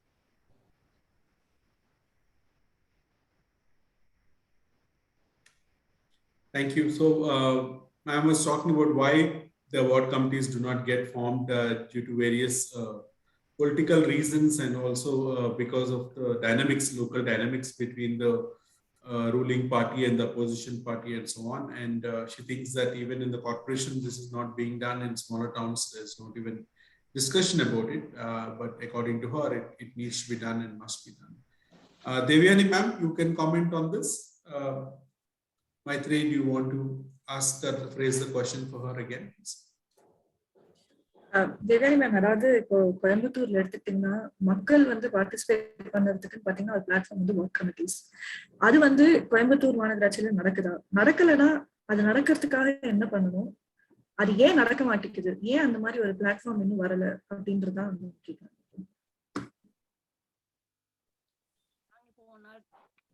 4 months தான் ஆச்சு நாங்க இப்போ உள்ள நம்ம மெம்பர் ஆகி. ஸோ எங்களுக்கு அந்த ஒர்க் கமிட்டியோட இது தெரியல ஒன்றும். நான் கட்டாயமா கேட்டுட்டு நான் வந்து சொல்றேன் உங்களுக்கு. இது பத்தி இது வரைக்கும் மக்களும் கிட்ட அது மாதிரி வந்து கேட்கலையா? இந்த மாதிரி ஒரு வார்ட் கமிட்டி பிளாட்ஃபார்ம் வைக்கணும் அப்படின்னு. இல்ல கேட்டது இல்ல இது வரைக்கும் கேட்கல. சோ அப்படின்னா மக்களுக்கும் தெரியல, உங்களுக்கும் அதை பத்தி. சாரி மேம், ஒர்க் கமிட்டியா என்ன? ஒர்க் கமிட்டி கேக்குறீங்களா? ஒர்க் கமிட்டி கேக்குறீங்களா? இல்லைங்க, வார்டு கமிட்டி. அதாவது நீங்க வந்து இப்ப 20 வார்டு வந்துட்டு நீங்க உங்க சோன்ல இருக்குன்னு சொல்றீங்க இல்லையா? அந்த வார்டுல மக்கள் வந்து பார்ட்டிசிபேட் பண்றதுக்கு ஒரு வார்டு கமிட்டி அப்படின்னு வச்சிருக்காங்க இல்லையா? சோ அத பத்தி மக்கள் வந்து உங்ககிட்டயும் கேட்கல, இல்ல இது வரைக்கும் கோயம்புத்தூர்ல அது நடக்கவும் இல்லை இல்லையா? சோ அத பத்தி வந்து அதை எடுத்துக்காட்டா நம்ம கோயம்புத்தூர்ல நடத்தணும் அப்படின்ற ஒரு இது இருக்கா? ஓகே, எடுத்துக்காட்டா நம்ம நடத்தலாம். ஆனா இப்ப வந்து கவுன்சிலர்ஸ் வந்து டைரக்டாவே வந்து மீட் பண்ணிடுவாங்க. அவங்க போன் நம்பர்ஸ் கொடுத்துறதுனால அவங்க ஏதாச்சும் பிரச்சனை அப்படின்னாங்கன்னா உடனே அந்த ஒரு வாட்ஸ்அப் குரூப் எல்லாம் வச்சிருப்பாங்க. சம்திங் அந்த ஏரியாக்குன்னு ஒரு வாட்ஸ்அப் குரூப் இருக்கும்போது அதுல ஏதாச்சும் ப்ராப்ளம் போது நம்மளுக்கு வந்து டைரக்டா அவங்க போஸ்ட் பண்ணிருப்பாங்க. சோ நம்ம அந்த இது பார்க்கும்போது இங்க இருக்கிற ஆபீசர்ஸ் நம்ம அனுப்பிச்சுட்டு இங்க இருக்கிற ஆளு அனுப்பிச்சுட்டு அதை நம்ம ரெக்டிஃபை பண்ணிடுறோம் நம்ம. ஸோ வார்ட் கமிட்டிங்கிறது வந்து ஒவ்வொரு வார்ட்லயும் கிடையாது. ஆனா நம்ம வந்து பர்சனல் நம்பர் கொடுத்துறோம் பண்ணிடுறோங்கிறதுனால அவங்க அதுல போஸ்ட் பண்ணிடுவாங்கிறதுனால நம்ம பார்த்து இமீடியட்டா அவங்களோட ப்ராப்ளம்ஸ் வந்து ரெக்டிஃபை பண்ணிடுவோம். எல்லா கவுன்சிலர்ஸும் சரி, அதே மாதிரி நம்ம அந்த இது கவுன்சிலர்ஸ் அவங்கவுங்க ப்ராப்ளம்ஸ் அந்த இதுல முடிச்சிருவாங்க. அதுக்கு மீறி நம்மளுக்கு வார்ட் கமிட்டியில நம்மளுக்கு நம்ம ஜோனல் கமிட்டிக்கு வரும்போது நம்ம அதை வந்து பார்த்து நம்ம அவங்களுக்கு இருக்கிற கவுன்சிலர்ஸ்க்கு நம்ம அதை வந்து ரெக்டிஃபை பண்ணி கொடுப்போம். நன்றி நன்றி. So what Deivayanai ma'am saying is that so far all councillors, at least in Coimbatore, have been so active that even when the people generally have any issues in their ward, they raise it directly with the councillors. They have an active WhatsApp group with all the citizens in the ward. So as and when people raise any issue in that particular ward, the councillors will take it up with the officials and try to resolve it. So even the people themselves have not asked for a formal platform like a ward committee so far. Okay, the second question was about training. You can start with Deivayanai ma'am and then we can go to Kalpana away. About training, Maitri, what is the training that is available to the councillors, and maybe we can also answer on behalf of Janagraha, but first we'd like to request the elected representatives to answer. What training facilities are available or what are the councillors being trained on? That's what we wanted to know. அடுத்து பாத்தீங்கன்னா வந்துட்டு இப்போ நீங்க சொன்ன மாதிரி கவுன்சிலராய் நீங்க elect ஆகி வந்து 4 மாசம் ஆகுது இல்லையா? இந்த 4 மாசத்துல ஒண்ணு வந்து நாங்க உங்களுக்கு வந்து எடுத்த ஒரு ட்ரைனிங் ப்ரோக்ராம். இதை தவிர்த்து வேற ஏதாவது ஒரு கவுன்சிலரா உங்களை எலெக்ட் ஆகி வந்திருக்கிறதுக்கு அப்புறம் உங்களுக்கு ஏதாவது ட்ரைனிங் கொடுத்துருக்காங்களா கார்பரேஷன்ல இருந்து?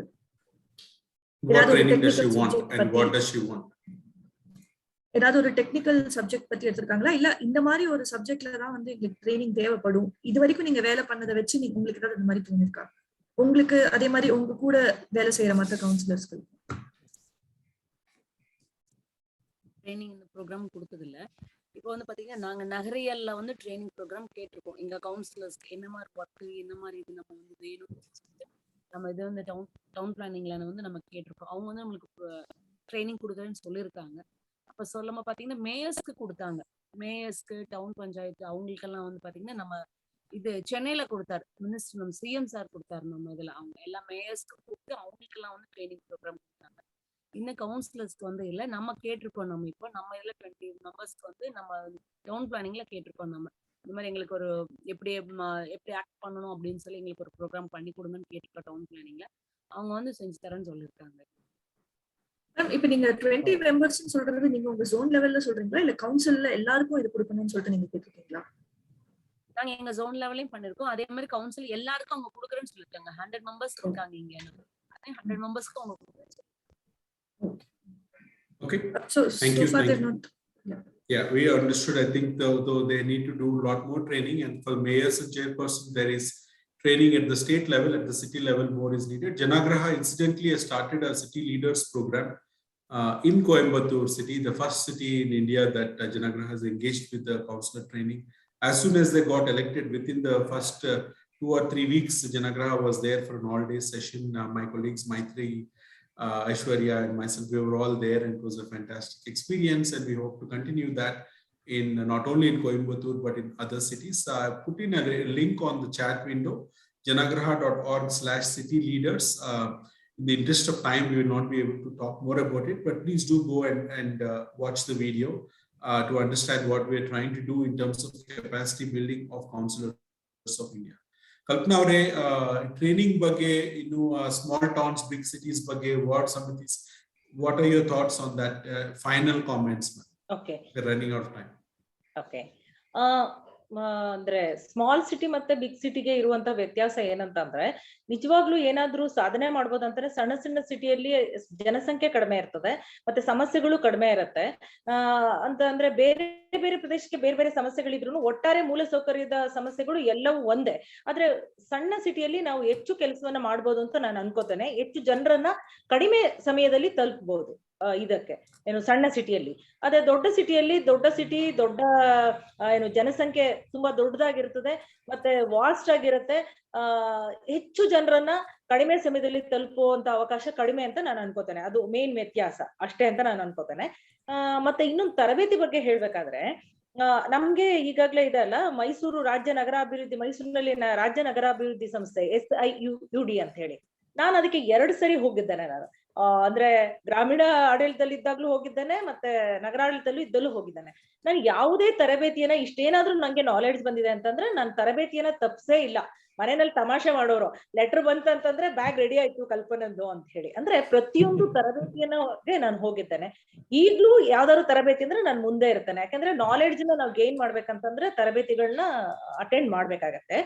ಮತ್ತೆ ಇನ್ನೊಂದು ನಮ್ಗೆ ಕಾತ್ಯಾನಿ ಅವ್ರಿಗೆ ಗೊತ್ತಿದೆ, ಅವ್ರು ನಮ್ಮಲ್ಲಿ ಬಂದಿದ್ದಾರೆ, URC ಅಂತ ಹೇಳಿ, ಅರ್ಬನ್ ರಿಸರ್ಚ್ ಸೆಂಟರ್ ಅಂತ. ನೀವು ಯಾವೊಮ್ಮೆ ಬಂದಿದ್ದೀರೇನೋ ಅಂತ ಅನ್ಸುತ್ತೆ, ಅದು ನಿಮ್ಗೆ ಗೊತ್ತಿದೆಯೋ ಗೊತ್ತಿಲ್ಲ ನಂಗೆ. ನಾವು 2002ರಿಂದ 2019ವರೆಗೆ ನಗರಾಡಳಿತದ ಚುನಾಯಿತ ಮಹಿಳಾ ಪ್ರತಿನಿಧಿಗಳಿಗೆ ಅಂದ್ರೆ ವುಮೆನ್ ಕೌನ್ಸಿಲರ್ಸ್ಗೆ ನಾವು ತರಬೇತಿ ಕೊಟ್ಕೊಂಡು ಬಂದಿದ್ದೇವೆ. ಒಟ್ಟಾರೆ ಓವರ್ ಆಲ್ ಸಭೆಯಲ್ಲಿ ಹೇಗ್ ಭಾಗವಹಿಸ್ಬೇಕು, ಕೌನ್ಸಿಲರ್ ಕಾರ್ಯವ್ಯಾಪ್ತಿ ಏನು, ಅವ್ರು ಯಾವ ರೀತಿ ಸಭೆಯಲ್ಲಿ ಭಾಗವಹಿಸಬೇಕು, ಮತ್ತೆ ಬಡ್ಜೆಟ್ ನ ಯಾವ ರೀತಿ ಮಾಡ್ಬೇಕು ಅಂತ ಹೇಳಿ ಪ್ರತಿಯೊಂದು ವಿಷಯಕ್ಕೂ ನಾವು ಟ್ರೈನಿಂಗ್ ಕೊಟ್ಟಿದ್ದೇವೆ. ನೀವೇನು ಜನಾಗ್ರಹ ಈಗ ಮಾಡ್ತಾ ಇದೀವಿ ಅಂತ ಹೇಳಿದಾರಲ್ಲ, ಈ ತರದ ಸಂಸ್ಥೆಗಳು ಹೆಚ್ಚು ಏನು ನಗರಾಡಳಿತದ ಸದಸ್ಯರುಗಳಿಗೆ, ಕೌನ್ಸಿಲರ್ಗಳಿಗೆ ಹೆಚ್ಚು ತರಬೇತಿಯನ್ನ ಕೊಡ್ಬೇಕು. ಫಸ್ಟ್ ಆಫ್ ಆಲ್ ಅವ್ರು ಗೆದ್ದ ತಕ್ಷಣ ಸರ್ಕಾರ ಆಗಿರ್ಬೋದು ಅಥವಾ ಪಕ್ಷ ಆಗಿರ್ಬೋದು, ಪಕ್ಷ ಮಾಡೋದಿಲ್ಲ, ಅಷ್ಟೊಂದು ದೊಡ್ಡ ಮನಸ್ಸಿಲ್ಲ. ಸರ್ಕಾರ ಕಂಪಲ್ಸರಿ ಅವರಿಗೆ ಪ್ರತಿಯೊಬ್ಬರಿಗೂ ಟ್ರೈನಿಂಗ್ ಮಾಡ್ಲೇಬೇಕು ಅಂತ ಕಂಪಲ್ಸರಿ ಮಾಡ್ಬೇಕು. ಇಲ್ಲ ಅಂದ್ರೆ 10 ಜನ ಕರೆದ್ರೆ ನಿಮ್ಗೆ 2 ಬರ್ತಾರೆ, ಇನ್ನು 8 ಜನ ಬರೋದೇ ಇಲ್ಲ. ಆದ್ರೆ ಒಟ್ಟಾರೆ ನಗರಾಡಳಿತ ಏನು ತನ್ನ ಸಮಸ್ಯೆಗಳನ್ನ ಬಗೆಹರಿಸುವಲ್ಲಿ ಸೋಲತ್ತೆ. ಹಾಗಾಗಿ ತರಬೇತಿ ಖಂಡಿತ ಅವಶ್ಯಕ ಇದೆ ಅಂತ ನಾನು ಹೇಳ್ತೇನೆ. ಮತ್ತೆ ಏನು ನಾವು ಕೌನ್ಸಿಲರ್ ಆಗಿರ್ತೇವೆ, ನಾವು ಜವಾಬ್ದಾರಿಯುತವಾಗಿ ನಡ್ಕೋಬೇಕಾಗತ್ತೆ. ಅಧಿಕಾರ ಅನ್ನೋದು ಸೇವೆಗೆ ಅನ್ನೋದನ್ನ ನಾವು ಮರಿಬಾರ್ದು ಅಂತ ನನಗೆ ಅನ್ಸುತ್ತೆ. Thank you. Thank you so much. In the interest of time, I have translated a summary of Kalpana Madam's comments in the chat window in English. This is Guru coming to you. Sorry, I couldn't give you an opportunity. Do you have a quick point to make? Yeah, can you hear me? Yes, please go ahead, Guru. Yeah, can I talk to in Tamil, Deivayanai ma'am? Direct, can I talk to her? Yeah, please go ahead. வணக்கம் Deivayanai ma'am. நீங்க பேசுனது ரொம்ப நல்லா இருந்துச்சு. ரொம்ப வந்துட்டு உங்களுக்கு powers இருக்கு அப்படின்னு சொல்றது இட் இஸ் வெரி நைஸ். இப்போ நீங்க சொல்லியிருந்தீங்க இல்லையா, மந்த்லி வார்டு கவுன்சிலர்ஸ்லாம் வந்து பாக்குறாங்க 20 வார்ட்ஸ்ல இருந்து. ஸோ அப்படி இருக்கும்போது எப்படி இந்த ஆஃபீஸ் ஆஃப் சேர்பர்சன் வந்து நடக்கும்? நம்ம வந்து அவங்க பேசுற இதெல்லாம் நம்ம மினிட்ஸ் ஆஃப் மீட்டிங் போடுறோமா, ஆர் லைக் நிறைய ஒவ்வொரு வார்டுக்கும் ஒவ்வொரு பிரச்சனைகள் இருக்கும், அதை எப்படி நம்ம ப்ரையாரிட்டைஸ் பண்றோம்? ஸோ இதுல வந்துட்டு எஸ்பெஷலி ஒரு வார்டு கவுன்சிலருக்குள்ள பவரும் இல்ல உங்களுக்குள்ள பவரும் வந்துட்டு அவங்களுக்கு தெரியுதா? So what are the role difference also there? So இது கொஞ்சம் சொன்னீங்கன்னா நல்லா இருக்கும். வார்ட் கமிட்டி மீட்டிங் வந்து நம்ம கவுன்சில்ல நம்ம வைக்கிறோம். நம்ம வந்து வெஸ்ட் ஜோன் சேர்மன்ங்கறால நம்ம வெஸ்ட் ஜோன்ல வந்து பாத்தீங்கன்னா மந்த்லி ஏதாச்சும் ஒரு டேட் ஃபிக்ஸ் பண்ணி அந்த டேட்ல நம்ம வந்து வார்ட் கமிட்டி மீட்டிங் நம்ம வைக்கிறோம். அப்ப அவங்க வந்து நம்ம தான் 5 lakhsக்குள்ள ஒவ்வொரு கவுன்சிலர்ஸ்க்கு லிமிட் இருக்கிறதுனால அதுக்கு உண்டான இதை வந்து என்ன ப்ரொபோசல் இருக்கோ அவங்க வந்து கொடுத்தாங்க அப்படின்னீங்கன்னா நம்ம வார்ட் கமிட்டில வந்து அதை வந்து நம்ம வந்து இம்ப்ளிமெண்ட் பண்ணிக்கலாம். நம்ம கமிட்டிலேயே நம்ம வந்து அதை வந்து இது வந்து இந்த அவங்க கொடுக்குற ஒர்க்குக்கு நம்ம வந்து அப்ரூவல் கொடுத்துருவாங்க. ஸோ அந்த அப்ரூவல் கொடுக்கும்போது அவங்களுக்கு அந்த 5 lakhsக்குள்ள இருக்கிறது நம்ம இது வந்து டைம் பீயிங் ஆகாது நம்மளுது. நம்ம இந்த மந்த் அப்ரூவல் கொடுத்துட்டா நெக்ஸ்ட் அப்ரூவல் கொடுத்தோம்னா நெக்ஸ்ட் அது வந்து ஒர்க் கமிட்டி அவங்க வந்து ஆர்டர் கொடுத்துட்டாங்க அப்படின்னாங்கன்னா இமீடியட்டா வந்து அந்த ஒர்க்கை வந்து முடிஞ்சிடும்.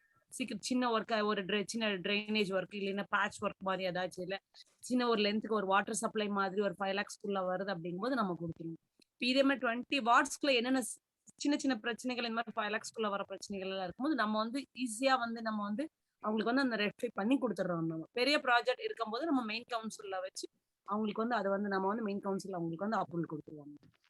இதெல்லாம் நம்ம டாக்குமெண்ட் பண்றோமா மேம்? அவங்க கேக்குறாங்கல்ல எனக்கு இந்த பிரச்சனை இருக்கு அப்படிங்கறத இந்த ஆபீஸ் ஆஃப் சேர்பர்சன் நம்ம வந்து பாத்தீங்கன்னா மந்த்லி அந்த இது வைக்கும் போது நம்ம வந்து ஒரு அஜெண்டா ப்ரிப்பேர் பண்ணி எல்லா கவுன்சிலர்ஸ்க்கும் அனுப்பிச்சிடுவோம். நம்ம அதை முடிச்சதுக்கு அப்புறம் வந்து பாத்தீங்கன்னா நம்ம வந்து அதை வந்து மினிட் பண்ணுவோம். நம்ம மினிட் பண்ணிட்டு நம்ம வந்து அது வந்து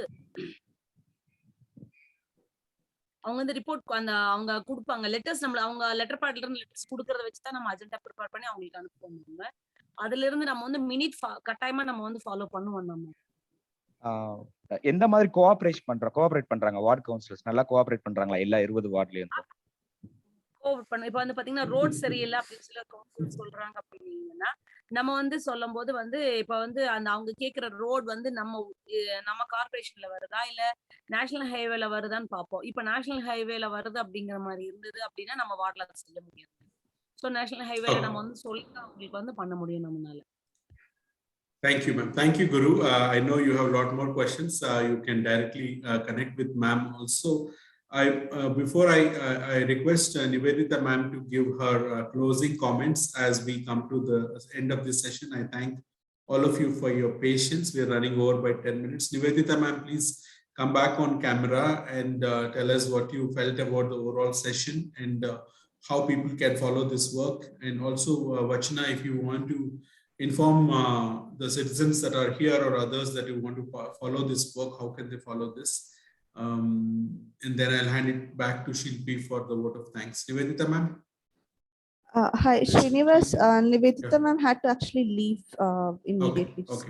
Okay, got it. Yeah, so I think she had a meeting at 12:30. So, Vachana, how can people follow this work? Any links, any websites where they can track these progress on CAG audits? Yeah, sure. So the CAG audit reports are available in the respective on the CAG website itself. Actually, we'll share the link here for all of you to follow.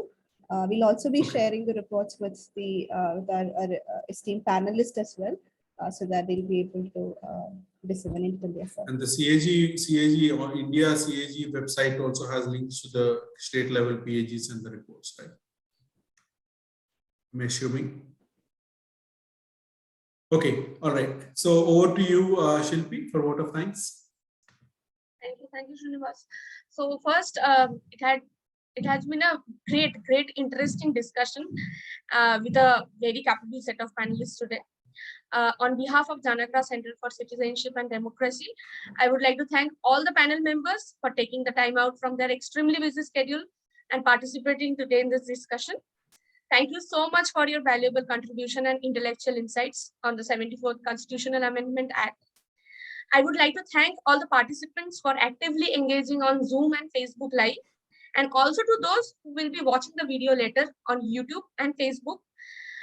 Last but not the least, a very big thanks to all of my fellow colleagues from Janagra for bringing this event together. I feel discussion on this topic should continue. As we have seen, it's extremely important to have dynamic laws which reflect contemporary realities and requirements. And once again, thank you everyone, and stay safe. Thank you. Namaskara. Nandri, Deivayanai ma'am. Vanakkam. Thanks everyone for joining. Please watch our Twitter handle for more updates and links to the documents that are being posted on the chat window. We'll keep updating you on work on this front. Thank you very much. Namaskara. Thank you, Srinivas and Nivedita madam also. CAG report ತುಂಬಾ ಚೆನ್ನಾಗಿ ಬಂದಿದೆ. ನಾನು ನೆನ್ನೆ ಓದಿದ್ದೇನೆ ಅದನ್ನ. ಹೌದಾ? Fantastic. She'll be very happy. Thank you. Please send it to all your party colleagues. Yes. Thank you, madam. Thank you. Thank you all participants. Appreciate it.